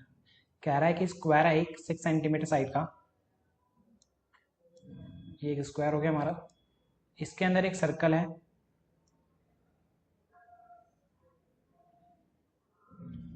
ये रहा। अब जो ये स्क्वायर है इसकी साइड जो है 6 सेंटीमीटर है, ऑल साइड इक्वल होती है हमारी स्क्वायर में, तो सारी 6 6 6 हो गई। तो अब इसके अंदर जो है सर्कल है, हमें इसका एरिया फाइंड करना है। अब उसके लिए भाई हमें पता होना चाहिए रेडियस, क्योंकि सर्कल के एरिया निकालने का फॉर्मूला होता है स्टूडेंट्स πr²। पाई की वैल्यू होती है हमारी 22/7, नहीं पुट करते बिकॉज ऑफ सारे ऑप्शंस में पाई में आंसर है, तो पाई को पाई रहने देंगे हम। अब हमें चाहिए मेनली स्टूडेंट्स r। अब देखो ये क्या है एक डायमीटर, और ये पूरा AB है, AB और डायमीटर बराबर है ना, तो देखो AB अगर 6 सेंटीमीटर है तो डायमीटर भी कितनी हो गई स्टूडेंट्स 6 सेंटीमीटर, तो रेडियस कितनी हो गई डायमीटर का हाफ 3, तो रेडियस आ गई 3। पुट कर देते हैं यहाँ पे अब 3 का स्क्वायर, 3 का स्क्वायर होता है 9, तो ये हो गया हमारा 9 pi centimetre square answer. That's it. Next question है students, the area of the circle is 220 centimetre square. Area of the circle कितना है 220 centimetre square. The area of square inscribe in it is, means कि भाई जो एक circle है, अब इसके अंदर एक स्क्वायर बना हुआ है, अब हमें इस सर्कल का एरिया गिवन है, आपको इस स्क्वायर का एरिया निकालना है। तो अब देखो हमें एरिया गिवन है, यहाँ से देखिए कुछ निकलता है, बिल्कुल निकलेगा, आर निकलेगा यहाँ से। हमारा एरिया होता है पाई आर स्क्वायर, जो इक्वल है किसके 220 के। पाई की value 22/7 into r square equal to 220। 20 से 220 कैंसिल 10 बार में। इक्वल के आमने सामने वाले नंबर कैंसिल आउट हो जाते हैं स्टूडेंट्स जब सारे नंबर्स मल्टीप्लाई में हो, बिकॉज ऑफ ये मल्टीप्लाई में तो इधर आके डिवाइड हो जाएगा, तो इसलिए पूरा कैंसिल होकर क्या बचेगा 10, और 7 को 10 से करा 70, स्क्वायर है तो इधर आके हो गया रूट, तो रेडियस आ गई भाई हमारी √70। अब देखो ये होगी हमारी क्या डायमीटर, ये क्या होगी हमारी एक सर्कल की डायमीटर, और जो सर्कल की डायमीटर है वही स्क्वायर की क्या होगी स्टूडेंट्स डायगोनल होगी। ये डायमीटर भी है सर्कल की और यही डायगोनल है स्क्वायर की। अच्छा अब ये कैसे पता चला कि सर ये डायमीटर हो या डायगोनल ही है, बिकॉज ऑफ स्क्वायर के जो एंगल्स होते हैं वो कितने कितने डिग्री होते हैं स्टूडेंट्स 90 डिग्री, और ये दो एंड पॉइंट से और इन्हीं एंड पॉइंट से 90 डिग्री एंगल बनता है ना, तो इसका मतलब ये समझ जाना कि भाई ये लाइन जो है वो एक डायमीटर ही है। ओके, अब ये डायमीटर हो गई और ये स्क्वायर के लिए क्या हो गई डायगोनल हो गई, तो इसका मतलब जो डायमीटर है वो किसके इक्वल है डायगोनल के इक्वल है। रेडियस है √70, डायगोनल होती है 2 इंटू आर, सॉरी डायमीटर होती है 2 इंटू आर, तो डायगोनल कितनी होगी हमारी 2√70 इक्वल टू डायगोनल, तो डायगोनल आ गई 2√70। अब देखो एरिया ऑफ स्क्वायर निकालने के दो तरीके होते हैं, एक होता है साइड इंटू साइड और एक होता है हाफ ऑफ डायगोनल का स्क्वायर, हाफ ऑफ डायगोनल का स्क्वायर। तो देखो हमें साइड नहीं पता तो हम ये वाले फॉर्मूला यूज करेंगे, हाफ ऑफ डायगोनल का स्क्वायर, तो हाफ ऑफ डायगोनल का स्क्वायर, डायगोनल कितनी है 2√70, स्क्वायर का मतलब 2 टाइम्स मल्टीप्लाई में, 2 से 2 कैंसिल। अब देखो √70 को √70 से करा 70 और ये 2, 70 इंटू 2 140, तो मतलब 140 सेंटीमीटर स्क्वायर आपका आंसर हो गया इस स्क्वायर का एरिया। नेक्स्ट क्वेश्चन देखते हैं, if the area of a square is the same the area of the circle, area of the square, area of the area of the square equal students area of the circle के। अब हमें बताना है 11 kilometre में कितना distance cover करेगा, तो number of revolution निकालने के लिए हम क्या करेंगे, इस 11 किलोमीटर को डिवाइड कर देंगे किससे 11/7 मीटर से। देखो ना अब टोटल डिस्टेंस हमें दे रखा है 11 किलोमीटर और एक रेवोल्यूशन कंप्लीट होता है 11/7 में, तो इन दोनों को डिवाइड तो करना पड़ेगा हमें नंबर ऑफ रेवोल्यूशन निकालने के लिए, तो सेम। अब लेकिन दिक्कत ये है कि भाई इसमें किलोमीटर में है और ये क्या है मीटर में, तो इसको भाई किलोमीटर को मीटर में कन्वर्ट कर लेते हैं।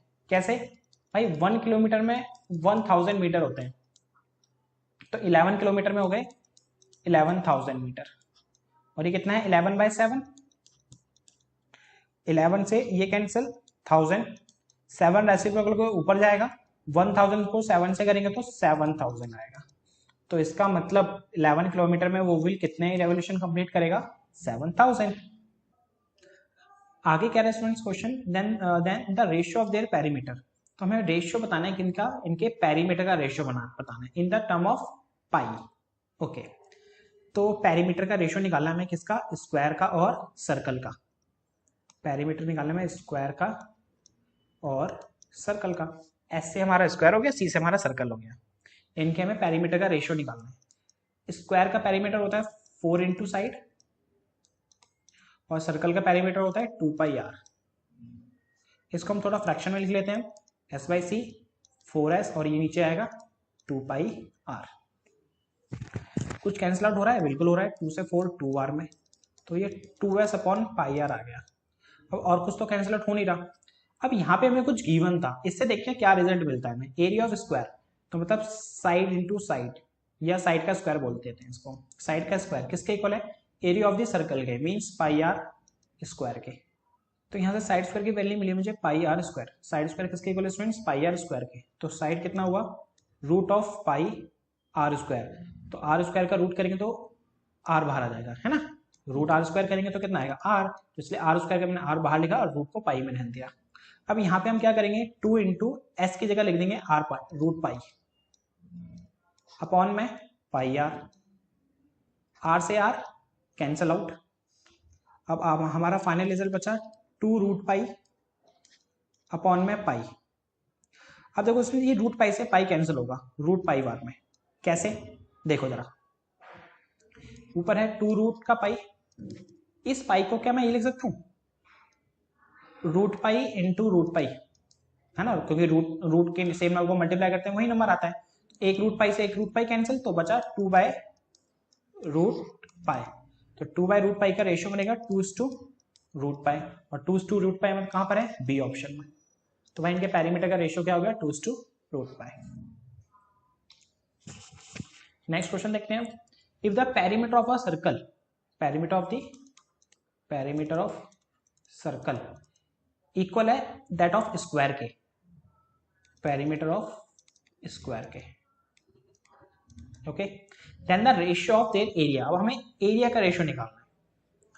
किसका रेशियो निकालना है स्टूडेंट्स? एरिया का। एरिया ऑफ सर्कल और area of square. Area of circle का फॉर्मूला होता है पाई आर स्क्वायर, और एरिया ऑफ स्क्वायर का फॉर्मूला होता है साइड इंटू साइड, मतलब साइड का स्क्वायर। और हमें ये गिवन है। अब इनसे कुछ रिजल्ट फाउंड करते हैं, यहाँ पुटिंग करते हैं, फिर रेशियो निकालते हैं। तो पैरीमीटर ऑफ सर्कल होता है हमारा 2 pi R, and perimeter of square होता है स्टूडेंट्स हमारा 4s। 4 को डिवाइड में लेके जाते हैं इधर, तो 2 pi R divide by S, sorry 4 equal to S. 2 से कैंसिल, 2 बार में, तो पाई आर बाय 2। तो यहां से मुझे एस की वैल्यू मिल गई कितनी? पाई आर बाय 2। अब इस एस की वैल्यू यहां पुट कर देंगे।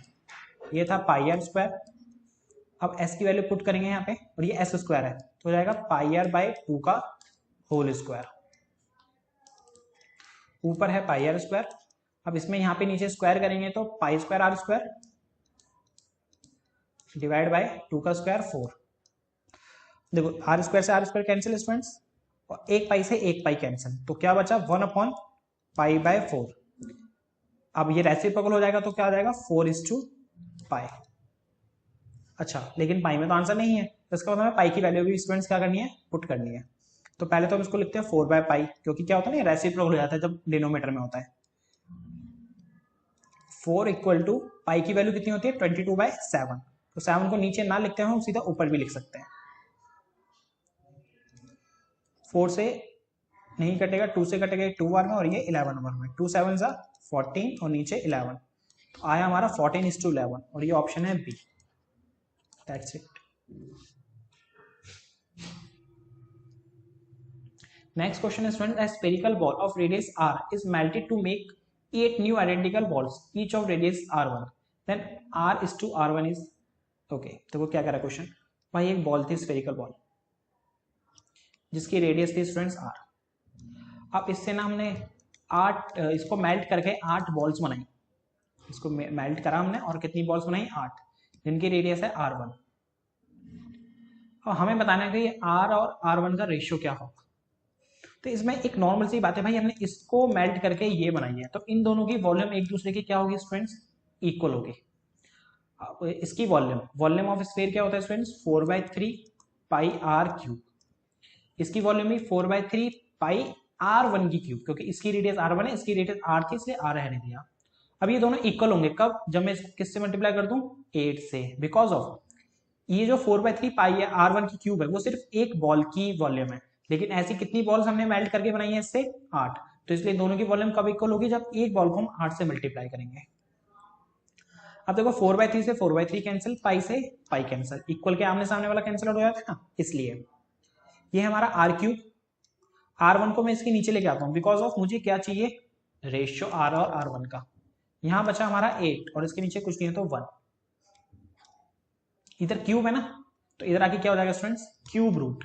जैसे स्क्वायर होता है तो स्क्वायर रूट होता है ना, तो इधर आके क्या हो जाएगा वो क्यूब रूट। क्यूब रूट कैसे लिखते हैं, कुछ इस तरीके से, R बाय R1। देखो 1 का क्यूब रूट तो 1 ही होता है, 8 का क्यूब रूट होता है 2। अब ये कैसे निकालते हैं क्यूब रूट, जैसे देखो स्क्वायर रूट में क्या होता है भाई कि सेम ऐसे दो सेम नंबर मल्टीप्लाई करके जो आते हैं, तो 2 इंटू 2 4 होता है। क्यूब रूट में ऐसे 3 नंबर देखने होते हैं, तो 2 इंटू 2 इंटू 2 8 होता है ना, तो इसलिए रूट क्यूब रूट ऑफ 8 कितना हुआ 2। तो R और R1 का रेशियो क्या बन गया students, 2:1, option A. Next question देखते हैं, volume of two sphere in the ratio of 64:27। दो स्फीयर्स हैं, एक को मान लेते हैं S1 और एक को मान लेते हैं S2। इनकी वॉल्यूम का रेशियो दे रहेगा 64/27। The ratio of surface area, हमें इनके सरफेस एरिया का रेशियो निकालना है। तो एक काम करते हैं, इसको V1 से रिप्रेजेंट करते हैं ताकि हमें वॉल्यूम इजी में पता चल सके, और एरिया को A1/A2 से रिप्रेजेंट करते हैं, और हमें ये चीज निकालनी है। तो सबसे पहले जो गिवन है ना, इससे देखते हैं क्या रिजल्ट मिल सकता है हमें। V1 मतलब वॉल्यूम ऑफ स्फीयर क्या होती है, 4/3 पाई R3। अब देखो दो स्फीयर है तो दोनों की रेडियस अलग अलग होगी, तो एक को मानते हैं R1 और इसको मान लेते हैं R2 की क्यूब, और ये इक्वल है 64/27 के। 4/3 से 4/3 कैंसिल, पाई से पाई कैंसिल। अब इधर भी क्यूब है इधर भी क्यूब है, तो इधर आके क्या हो जाएगा स्टूडेंट्स, क्यूब रूट। R1/R2 कितना हुआ, क्यूब रूट ऑफ 64 और 27। R1/R2 कितना आ गया, 64 का क्यूब रूट होता है 4 और 27 का क्यूब रूट होता है 3। अब देखो डायरेक्टली कैसे निकालेंगे, अगर आपके माइंड में स्ट्राइक नहीं कर रहा कि वैसे कौन से 3 नंबर हैं कि मल्टीप्लाई करके 64 आए, तो आप क्या करो, 64 का क्यूब रूट निकालना है ना, इसका एलसीएम ले लो, देखते हैं क्या आता है।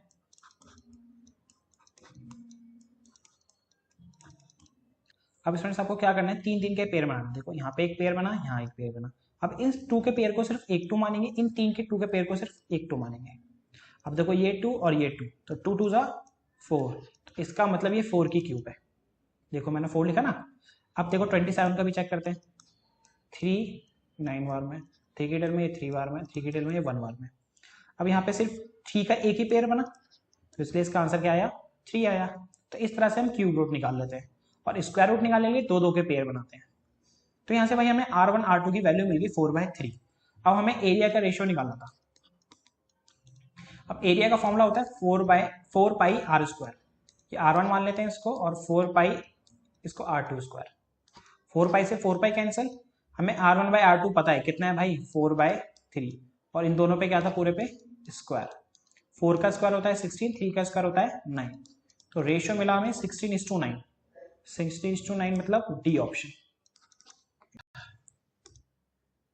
ये स्टूडेंट्स अब हमारा नेक्स्ट क्वेश्चन कह रहा था, sum of length breadth and height is 6√3 centimetre, means L plus B plus H कितना दे रखा है, 6√3 centimetre, and length of its diagonal, इस क्यूबॉइड की हमें डायगोनल दी हुई है कितनी, 2√3।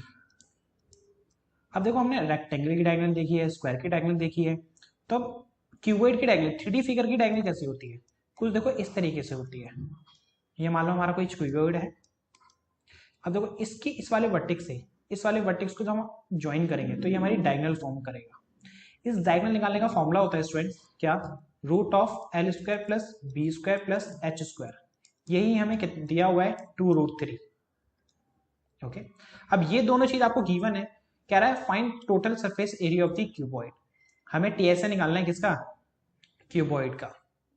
अब देखो ये रूट है ना, इसको इधर ले आते हैं पहले, तो हम इनको जो हमें गिवन है ना उसको सिंप्लीफाई करते हैं। तो L² plus B² plus H², इधर रूट है तो इधर आके स्क्वायर हो जाएगा, 2 का स्क्वायर 4 और √3 का square 3, 2 into 2 4, √3 into √3, same root को मल्टीप्लाई करते हो तो 3 आ गया। तो ये भाई हमारा हो गया 12। L² plus B² plus H² 12 है, और L plus B plus H ये है। अब इन दोनों का यूज करके हमें TSA निकालना है। TSA ऑफ क्यूबॉइड क्या होता है ये भी देख लेते हैं। TSA ऑफ क्यूबॉइड क्या होता है स्टूडेंट्स, टू ब्रैकेट में L B plus B H plus H L, ये होता है। अब ये निकालते हैं, हमें ये चीज गिवन है, हम इसमें करते हैं बोथ साइड स्क्वायर। अब हमें कैसे पता कि सर इसमें स्क्वायर करेंगे या नहीं करेंगे, बिकॉज ऑफ आपको याद हो 9th क्लास में हमने एक फॉर्मूला पढ़ा था a plus B plus C के होल स्क्वायर का, जो होता था A square plus B square plus C square plus में 2ab plus 2bc plus 2ca। अब देखो इस फॉर्मूले को हम यूज करके हमें L square plus B square plus H square पता है, ए बी सी मान लो यहाँ पे एल बी एच है, तो यहाँ पुटिंग कर देंगे, यहाँ से हम 2 कॉमन ले लेंगे तो ए बी बी सी सी ए बनेगा, जो एल बी बी एच और एच एल का काम करेगा, और उस तरह से इस वैल्यू निकल आएगी। तो इस तरह से थोड़ा हमें क्वेश्चंस की प्रैक्टिस करेंगे तो और माइंड सेट होते जाता है। तो अब देखो हमें इस बोथ साइड स्क्वायर करेंगे तो क्या हो जाएगा, L plus B plus H का होल स्क्वायर, यहाँ पे 6√3 का whole square.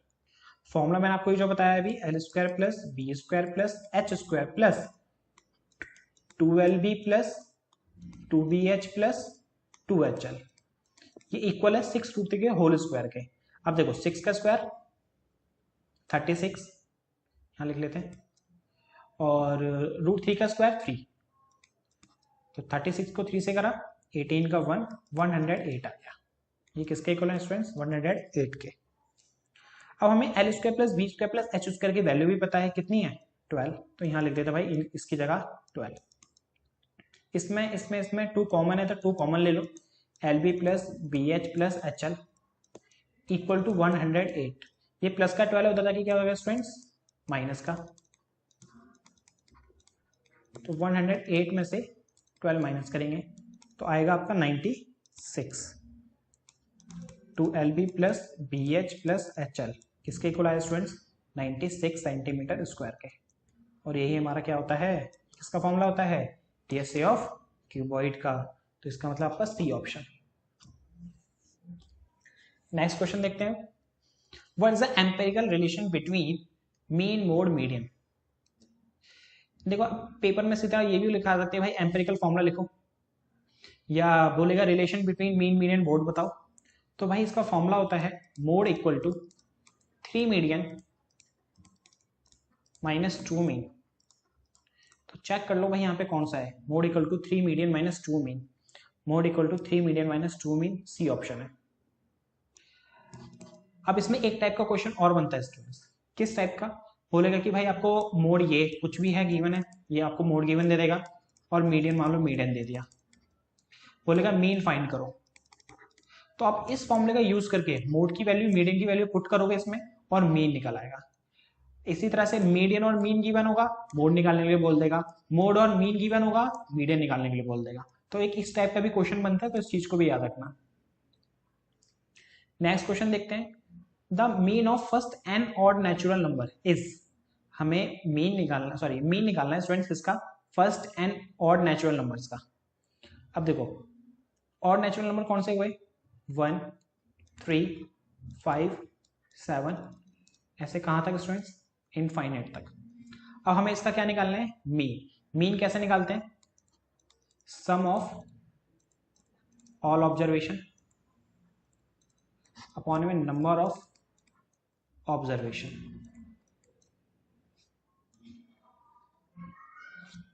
Some of all observation divide by number of observation, ये होता है स्टूडेंट्स मीन का formula, sum of all observation upon में नंबर ऑफ ऑब्जर्वेशन। अब सम ऑफ ऑल ऑब्जर्वेशन मतलब भाई हमें इन सबको प्लस करना है इनफाइनाइट टर्म तक। अब ये प्लस कैसे करेंगे, और देखो इस सीरीज को ये एक एपी फॉर्म कर रही है, एपी फॉर्म कर रही है, और हमें इसका सम निकालना है। तो भाई उसके लिए हमें एसएन वाला हमने फॉर्मूला पढ़ चुके हैं, फॉर्मूला होता था n/2 ब्रैकेट में 2a प्लस n-1 इंटू में d।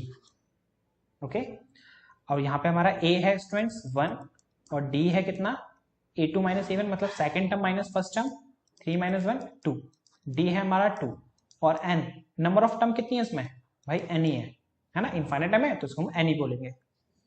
तो अब सम ऑफ ऑल ऑब्जर्वेशन निकालते हैं, मतलब एस एन को n रहेगा 2 इंटू a है 1 तो 2 1 2, n-1 इंटू में d है 2, n/2 ब्रैकेट में 2 प्लस ब्रैकेट ओपन करेंगे 2n-2, 2 से 2 कैंसल, n/2 इंटू में 2n, 2 से 2 कैंसिल, तो ये आ गया स्टूडेंट्स हमारा n स्क्वायर। अब ये हमारा सम आ गया किसका, first and odd natural numbers का, कितना, n स्क्वायर। हमें मीन निकालना था, तो भाई हमारा सम ऑफ ऑल ऑब्जर्वेशन तो आ गया n square. Number of observation कितनी थी, टोटल कितने नंबर है, ये n नंबर है, और n स्क्वायर से n डिवाइड हो जाएगा तो एक n खत्म, तो बचा सिर्फ एक n।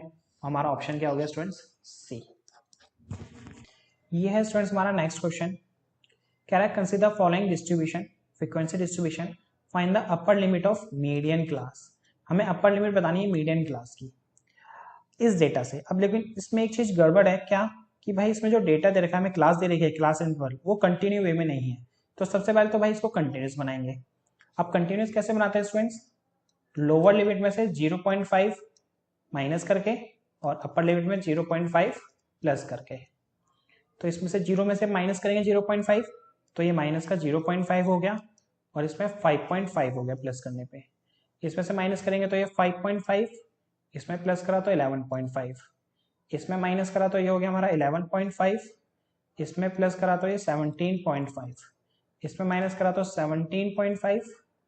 एक सेकंड यहाँ पे गलती है स्टूडेंट्स, ये 27 नहीं 23 है, तो ये हो जाएगा 23.5, ये हो गया हमारा 23.5, तो ये हो गया हमारा 27.5। अब हमने डेटा कंटिन्यूस बना लिया, ओके।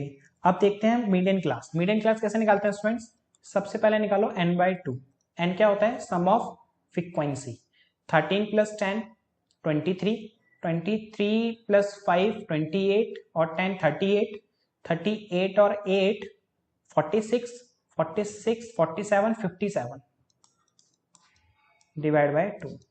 कैंसिल करा तो कितना है स्टूडेंट्स, 28.5 आ गया। अब इस 28.5 को कहाँ देखते हैं, CF में। अब CF में नहीं पता हमें, तो CF निकाल लेते हैं। कैसे निकालते हैं CF, पहला नंबर सेम, फिर 13 में 10 ऐड करा 23, 23 में 15 ऐड करा 38, 38 में 8 ऐड करा 46, 46 में 11 ऐड करा 57। अब ये देखो 28 किस में आ रहा है, कौन सी फ्रीक्वेंसी में आएगा, मतलब CF में आएगा। देखो ये 13 है, यहाँ 23 तक खत्म है, यहाँ पे 38 तक आ रहा है, तो ये 23 तक खत्म है, तो 28.5 इसमें आ रहा होगा। तो इसका मतलब 11.5 से 17.5 ये हमारी मीडियन क्लास हो गई, और इसकी ये होती है लोअर लिमिट, ये होती है अपर लिमिट। तो अपर लिमिट कितनी हो गई students, 17.5, means option B. Next question है स्टूडेंट्स वो हमारा, the probability of guessing the correct answer to certain test questions x/12, if the probability of not guessing the correct answer to this question is 2/3, then x is okay। तो वो कह रहे हैं भाई एक नॉर्मल टेस्ट हुआ, उसमें correct answer gas करने की प्रोबेबिलिटी दे रखी है x/12 करेक्ट की, ओके। करेक्ट की प्रोबेबिलिटी दी है कितनी, x/12, और इनकरेक्ट की प्रोबेबिलिटी कितनी दी है हमें, 2/3। इनकरेक्ट लिख देते हैं यहाँ पे हम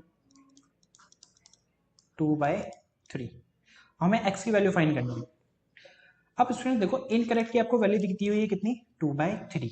मैं इससे ना एग्जैक्ट करेक्ट की वैल्यू निकाल सकते हैं, कैसे, इसको 1 में से माइनस करके, कॉम्प्लीमेंट्री मेथड यूज करके। हमने पढ़ा है ना भाई कि PE प्लस में प्रोबेबिलिटी ऑफ E का कॉम्प्लीमेंट किसके इक्वल होता है, 1 के, और ये प्लस का तो जाके माइनस हो जाएगा, तो 1 माइनस। तो सेम इनकरेक्ट हमें 2/3 दिया हुआ है, तो हमें करेक्ट निकालना है, तो उसको क्या करेंगे, 1 में से माइनस, 1 और 3 का एलसीएम 3 इधर आया, तो ये आगे बेटा हमारा 1/3। तो प्रोबेबिलिटी ऑफ करेक्ट की कितनी आएगी, 1/3, और प्रोबेबिलिटी ऑफ करेक्ट हमें पहले से दिया हुआ कितना था, x/12। तो मीन्स x/12 किसके इक्वल होगा स्टूडेंट्स, 1/3 के। इसको क्रॉस मल्टीप्लाई करते हैं, 3x = 12, और यहाँ से x की वैल्यू आ गई, 3 से डिवाइड करा 12 को 4, means C option. Next question देखते हैं। The probability of non leap year has 53 Sunday. हमें प्रोबेबिलिटी बतानी है भाई, कोई ईयर है non leap year, means 365 days है, उसमें 53 संडे हो, मतलब 53 संडे हो। तो देखो 52 तो होते ही है भाई, क्योंकि 1 ईयर में 52 वीक्स होते हैं, तो डेज कितने हो गए हैं 52 वीक्स में 7 से मल्टीप्लाई करते हैं, क्योंकि 1 वीक में 7 डेज होते हैं ना, 7 2 14 36। 52 वीक्स में कितने डेज होते हैं स्टूडेंट्स 364। 52 वीक्स में कितने डेज होते हैं 364 डेज होते हैं। और नॉर्मल नॉन लीप ईयर में कितने डेज होते हैं 365। तो एक्स्ट्रा कितने दिन हुए 1। तो इसका मतलब 52 संडे तो हो चुके हैं, अब जो एक दिन बचा है हमें उसमें बताने की भाई उस एक दिन पे भी क्या हो संडे ही हो। अब देखो 1 वीक में कितने डेज होते हैं टोटल 7, तो ऑब्वियसली बात है डिनोमिनेटर में तो 7 आएगा, क्योंकि नीचे प्रोबेबिलिटी में टोटल नीचे आता है। संडे एक ही दिन है ना, उसमें हमें सिर्फ पुट करने के लिए, तो इसलिए हमें ऊपर 1 आ गया। संडे एक ही होता है और एक ही हमारे पास दिन है, तो इसलिए इसका प्रोबेबिलिटी क्या होगी स्टूडेंट्स हमारी 1/7। अगर यहीं पे ये लीप ईयर बोल देता, क्या बोलता है students leap year. Leap year में होते हैं 366 डेज और नॉर्मल 52 वीक्स में होते हैं 364 डेज। एक्स्ट्रा हो गए 2 डेज, 2 दिन एक्स्ट्रा हो गए ना। अब 2 दिन में कभी भी संडे पड़ जाए, चाहे 365 डेज में पड़ जाए या 366 डेज में पड़ जाए, तो प्रोबेबिलिटी के लिए 2 ऑप्शंस आ गए ना हमारे पास, तो उस केस में प्रोबेबिलिटी होती है हमारी 2/7। लेकिन ये नॉन लीप ईयर है इसलिए इसकी प्रोबेबिलिटी क्या होगी students 1/7, means option D. Next question है what is the probability that leap year has 52 Monday. हमें क्या बताना है कि भाई ओनली कितने मंडे हो 52 मंडे हो। जैसा कि देखो अब ये लीप ईयर है तो मींस 366 डेज हुए टोटल, और 1 ईयर में 52 वीक्स होते हैं जिसमें डेज होते हैं 364। एक्स्ट्रा कितने डेज हुए 2 डेज में। अब इन 2 डेज में मंडे नहीं होना चाहिए बाकी कुछ भी हो। इन 2 डेज में क्या होना चाहिए स्टूडेंट्स मंडे नहीं होना चाहिए बाकी कुछ भी हो। अगर देखो मान लो अगर ये बोलता कि भाई मंडे हो, इन 2 डेज में भी मंडे हो, देखो ये बोल रहा है 52 मंडे, 52 मंडे तो 52 वीक में हो चुके हैं 52 वीक्स में। अब इन 2 दिन में पड़ गया तो वो 53 हो जाएंगे, लेकिन इन 2 दिन में नहीं पढ़ना चाहिए। मान लो अगर इन 2 दिन में पढ़ता तो उसकी प्रोबेबिलिटी होती है स्टूडेंट्स 2/7, क्योंकि टोटल एक दिन में 7 डेज होते हैं, उसमें सिर्फ 2 ऑप्शन आप 2 डेज है इसलिए 2 ऊपर आ गया हमारे पास। लेकिन हमें क्या बताना है कि 52 ही होने चाहिए 53 नहीं होनी चाहिए। ये जो प्रोबेबिलिटी बताई मैंने आपको किसकी बताई है 53 मंडे की।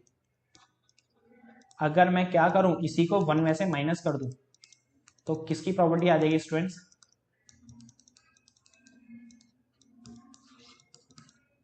52 मंडे की।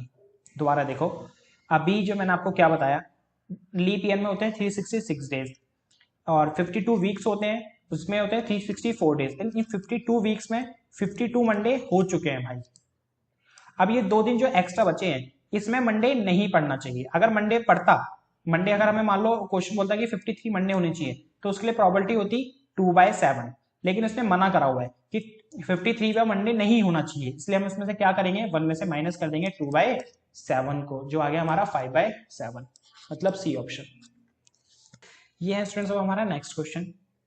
क्या in the figure D he parallel है बीसी के। डी किसके पैरेलल है स्टूडेंट्स ये लाइन इस लाइन के पैरेलल है। ए है, EC B है, DE X है और BC Y है। BC Y DE X A हो गया और ये हमारा B हो गया। अब बताना इन चारों ऑप्शन में से कौन सा ट्रू है। तो अब देखो स्टूडेंट्स हमें बोला है भाई DE जो है किसके पैरेलल स्टूडेंट्स BC के पैरेलल है। तो ये जो ट्राइंगल है हमारा ये ऊपर वाला ADE ये सिमिलर है पूरे बड़े ट्राइंगल के मींस ABC के। कैसे देखो छोटे ट्रायंगल में और बड़े ट्रायंगल में, ट्रायंगल ADE ये वाला और बड़े ट्रायंगल ABC, दोनों ट्रायंगल में A कॉमन है। ये क्या है स्टूडेंट्स कॉमन, और ये लाइन लाइन के पैरेलल है ना, तो भाई ये एंगल इस एंगल के इक्वल होगा बाय करस्पॉन्डिंग एंगल्स। तो बाय डबल ए क्राइटेरिया ये ऊपर वाला ट्रायंगल और ये पूरा ट्रायंगल मींस ADE और ABC तो भाई सिमिलर हो गए। क्या हो गए स्टूडेंट्स सिमिलर हो गए। कौन कौन से ट्रायंगल ADE और ABC। अब देखो दो ट्रायंगल जब सिमिलर होते हैं तो उसके भाई करस्पॉन्डिंग साइड्स प्रोपोर्शन में होती है। करस्पॉन्डिंग साइड्स क्या होते हैं स्टूडेंट्स प्रोपोर्शन में, मींस छोटे ट्रायंगल का AE अपॉन में बड़े ट्रायंगल का AC इक्वल होगा स्टूडेंट्स छोटे ट्रायंगल के DE अपॉन में बड़े ट्रायंगल के BC के। दूसरा तरीका भी होता है इसको निकालने का कि भाई इसकी first term AD upon AB के इक्वल होता है, DE BC के इक्वल होता है, DE देखो DE अपॉन BC इक्वल होगा किसके, AE अपॉन AC के, AE अपॉन AC के। मैंने AD और AB नहीं लिया, AD और AB नहीं लिया क्योंकि हमें इसको चाहिए ही नहीं, क्योंकि इसमें कुछ गिवन नहीं है और इसका जरूरत भी नहीं पड़ेगी, इसलिए मैंने ये दोनों नहीं लिए। तो अभी फिलहाल हमारे पास एक इक्वेशन मिली कि भाई AE अपॉन AC इक्वल है DE अपॉन BC के। तो AE की हमारे पास वैल्यू है कितनी है A, AC की हमारे पास वैल्यू है ये पूरी वैल्यू, ये A है ये B है, तो ये A प्लस B हो गया। DE की वैल्यू हमारे पास X है और BC की वैल्यू हमारे पास Y है। अगर मैं इसको X के इक्वल में करता हूं तो Y इधर आया, तो ये AY upon A plus B equal to X हो गया। तो यहां चेक करते हैं X equal to AY upon A plus B है क्या कहीं, X equal to A plus B Y AY है, लेकिन ये ऊपर होता तो ये सेटिस्फाई होता, और दूसरा यहाँ पर है X equal to AY by A plus B है, तो सही यहाँ पे है ना। तो भाई हमारा ये हो गया इसका ऑप्शन आंसर। नेक्स्ट क्वेश्चन देखते हैं students, distance of the point P 2,3 from the X axis. एक कार्टेशियन प्लान बनाते हैं, ये हमारी X एक्सिस होती है और ये हमारी Y एक्सिस होती है। कह रहा है एक पॉइंट है P 2,3, अब इससे X एक्सिस का डिस्टेंस क्या है। अब स्टूडेंट्स देखो ये होता है हमारा X और ये होता है हमारा Y, और यहाँ पर ये X से कितनी दूर है, ये पॉइंट Y दूर है, कितना दूर है, जितना Y है। अब देखो Y कितना जा रहा है ऊपर, दूसरी वैल्यू Y की होती है, पहली वैल्यू X की होती है, तो इसका मतलब ये पॉइंट X एक्सिस से कितना दूर है, 3 यूनिट दूर है, तो इसका मतलब B ऑप्शन हुआ। अब देखो इसको ना एक बार और दोबारा देखो, इंपॉर्टेंट क्वेश्चन है, 1 मार्कर क्वेश्चन से।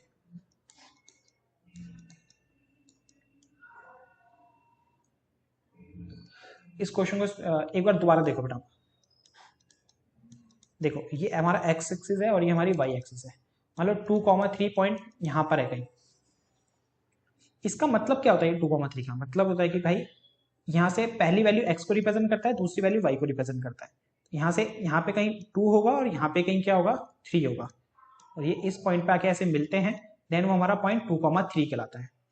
अब हमें बताने की भाई ये जो 2,3 पॉइंट है ये X एक्सिस से कितना दूर है, मतलब ये डिस्टेंस निकालना है, और ये डिस्टेंस किसके इक्वल होगा, इस डिस्टेंस के, और यहाँ से लेके यहाँ तक कितना यूनिट है, ये 3 यूनिट, तो इसलिए इसका आंसर क्या हुआ स्टूडेंट्स, 3 यूनिट हुआ। अगर यही क्वेश्चन ये बोलता कि भाई X एक्सिस से नहीं Y एक्सिस से बताओ, तो इसका आंसर पता है क्या होता है स्टूडेंट्स, 2 होता। कैसे, अब देखो X एक्सिस का इसका डिस्टेंस बताना है हमें इस पॉइंट का, मतलब ये निकालना, और ये चीज क्या है हमारी X है, तो यहाँ से लेके यहाँ तक कितना डिस्टेंस है 2, तो इसलिए इसका फिर आंसर 2 होता। अगर ये X एक्सिस बोल रहे हैं इसलिए भी फिलहाल इसका आंसर 3 है। नेक्स्ट क्वेश्चन देखते हैं स्टूडेंट्स। अब in the given figure PQ is a tangent, PQ एक टेंजेंट है, circle centre O at the point B if AOB is 100, AOB मतलब ये वाला एंगल हमारा कितना है स्टूडेंट्स 100, हमें APB बताना है, ABP ये वाला एंगल हमें फाइंड करना है। तो चलिए देखते हैं कैसे करेंगे। अभी जो हमारा ट्राइंगल है AOB, ट्राइंगल है हमारा कौन सा AOB, इसमें ये प्लस ये प्लस ये एंगल प्लस ये एंगल प्लस ये एंगल कितना होगा स्टूडेंट्स 180, बिकॉज ऑफ एक ट्राइंगल में तीनों एंगल का सम कितना होता है 180 होता है। अब इसमें एक और चीज देखने वाली बात है कि भाई OA और OB क्या है रेडियस, तो इसका मतलब ये क्या हो गया एक आइसोसेलेस ट्राइंगल, OA OB के इक्वल है, तो ये x है तो ये भी क्या होगा स्टूडेंट्स x होगा, दोनों एंगल इक्वल होते हैं ना आइसोसेलेस ट्राइंगल में, इसीलिए तो मतलब 100 प्लस x 100 प्लस x कितना होगा स्टूडेंट्स 180 होगा। x 2x प्लस का 100 उधर जाके माइनस हो जाएगा, तो 2x इक्वल टू 80, तो 2 से डिवाइड करा, x की वैल्यू आ गई स्टूडेंट्स 40। अब हमें x की वैल्यू मिल गई 40, ये भी 40 है और ये भी 40 है, लेकिन हमें निकालना है ABP मीन्स ये वाला एंगल। हमने एक थ्योरम पढ़ी है कि भाई अगर हम सेंटर से एक रेडियस ड्रॉ करते हैं पॉइंट ऑफ कांटेक्ट पे, टेंजेंट के पॉइंट ऑफ कांटेक्ट पे, तो वो 90 डिग्री का एंगल बनाता है। देखो सेंटर से एक रेडियस ड्रॉ हुई इस पॉइंट ऑफ कांटेक्ट पे, तो मतलब ये पूरा एंगल कितना होगा स्टूडेंट्स 90 होगा, और इसका सिर्फ ये वाला पार्ट हमने निकाल चुके हैं 40 है, तो ये बाकी बचा हुआ पार्ट जो हमें फाइंड करना है वो क्या होगा 90 माइनस 40 मीन्स 50 डिग्री, ए ऑप्शन। नेक्स्ट क्वेश्चन देखते हैं। A and B is a zero of the quadratic polynomial this, then the value of alpha plus beta 1 by of alpha plus beta। ठीक है, अब देखो ये A और B नहीं है बेटा, अल्फा और बीटा ही है, शायद टाइपिंग में मिस्टेक होगी। अल्फा और बीटा क्या है, जीरोज है इस इक्वेशन के। हमें के की वैल्यू फाइंड करनी है और हमें कंडीशन दे दी है कि भाई अल्फा प्लस बीटा इक्वल है हाफ ऑफ अल्फा बीटा के। Alpha plus beta, students alpha plus beta निकालते हैं माइनस का बी बाय ए से, और अल्फा बीटा निकालते हैं स्टूडेंट सी बाय ए से। अब देखो ए क्या होता है, जो एक्स स्क्वायर का कोफिशिएंट होता है, एक्स स्क्वायर का कोफिशिएंट क्या है 1। बी क्या होता है, जो एक्स का कोफिशिएंट होता है, बी का कोफिशिएंट क्या है माइनस का के प्लस 6। सी क्या होता है, ये कांस्टेंट टर्म जो है हमारी 2 के माइनस 1। इसको ओपन करके लिख देते हैं, 2 2 4, तो 4 के माइनस 2। अब स्टूडेंट्स यहाँ पुटिंग करते हैं और वैल्यू निकालते हैं। अल्फा प्लस बीटा की वैल्यू क्या होगी, माइनस का बी है ना, ये पहले से माइनस, तो माइनस माइनस प्लस हो गया, तो बचा सिर्फ ओनली के प्लस 6 डिवाइड बाई ए कितना है स्टूडेंट्स 1। तो भाई अल्फा प्लस बीटा आ गया आपका के प्लस 6। अल्फा बीटा सी बाय ए है, सी की वैल्यू कितनी है स्टूडेंट्स 4 के माइनस 2 डिवाइड बाय ए की वैल्यू 1 है, तो 1 नीचे लिखने की जरूरत नहीं है क्योंकि आना फिर वही 4 के माइनस 2 लिखेंगे हम इसको। तो अल्फा बीटा ये रहा और अल्फा इंटू बीटा ये रहा, अल्फा प्लस बीटा ये रहा। अब जो हमें इक्वेशन दी हुई थी ना, इसमें सेटिस्फाई करते हैं और के की वैल्यू निकालते हैं। क्या थी equation, alpha plus beta equal है हाफ ऑफ अल्फा बीटा के। अल्फा प्लस बीटा की वैल्यू कितनी है स्टूडेंट्स, के plus 6, half of alpha beta की वैल्यू है कितनी है हमारे पास 4 के माइनस 2। इस 2 को इधर मल्टीप्लाई करते हैं, क्रॉस मल्टीप्लाई, तो ये 2 को कैसे करा 2 के, 6 से करा 12, और इसके इक्वल में लिखा है 4 के माइनस 2। तो ये 2 के प्लस का 4 के इधर आगे माइनस का 4 के, माइनस का 2 प्लस का 12 इधर आगे माइनस का 12। 2 के में से 4 के गया माइनस का 2 के, माइनस माइनस प्लस, तो ये माइनस 14। तो के की वैल्यू आ गई students minus 14 divide by minus 2, cancel होके 7। तो इसका मतलब बी ऑप्शन। क्वेश्चन देखते हैं स्टूडेंट्स अब। If the zeros of quadratic polynomial is 1 and 1 then the polynomial can be, हमें zeros of the quadratic polynomial दिए हुए हैं, मतलब ये अल्फा है और ये क्या है स्टूडेंट्स हमारा बीटा। हमें quadratic polynomial बतानी है, तो उसके लिए एक स्टैंडर्ड इक्वेशन है जो आपको याद करके रखनी है। क्या है कि भाई x square minus alpha plus beta x plus में अल्फा बीटा, ये हमारी क्वाड्रेटिक पॉलिनोमियल फाइंड करने के लिए इक्वेशंस है। तो एक्स स्क्वायर माइनस अल्फा है हमारा 1, बीटा भी हमारा 1 है, एक्स अल्फा इंटू बीटा मतलब 1 इंटू 1, एक्स स्क्वायर 1 प्लस 1 2, और ये एक्स 2x, 1 इंटू 1 1। तो क्वाड्रेटिक पॉलिनोमियल मिली हमें x square minus 2x plus 1, x square minus 2x plus 1 है हमारा बी ऑप्शन। नेक्स्ट क्वेश्चन देखते हैं।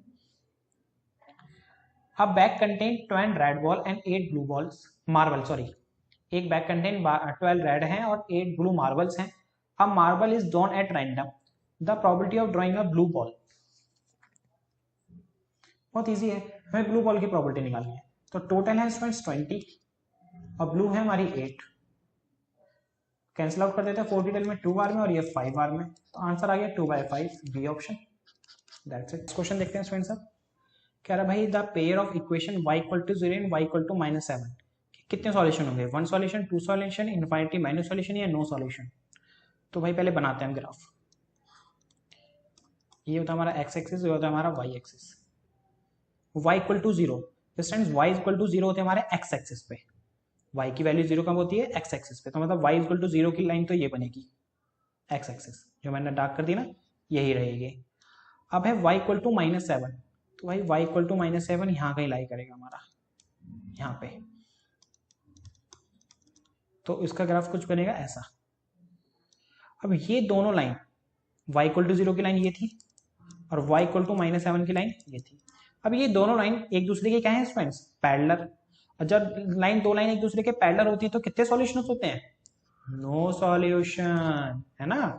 जब देखो दो लाइन जितनी बार भी कट करती है ना उसके उतने सॉल्यूशंस होते हैं। जैसे इसमें 1 बार कट करी है तो एक ही सॉल्यूशन हुआ, ये लाइन है, इसी में मैंने दोबारा बना दी एक और लाइन, तो इसलिए इसके इनफाइनाइट सॉल्यूशन होते हैं।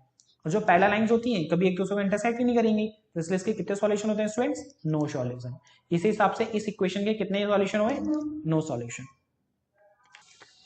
ये स्टूडेंट्स अब हमारा next question, the pair of equation x plus 2y plus y equal to 5 equal to 0 and minus 3x plus minus 6y plus 1 equal to 0 have unique solution exactly two solution, infinitely many solution या no solution.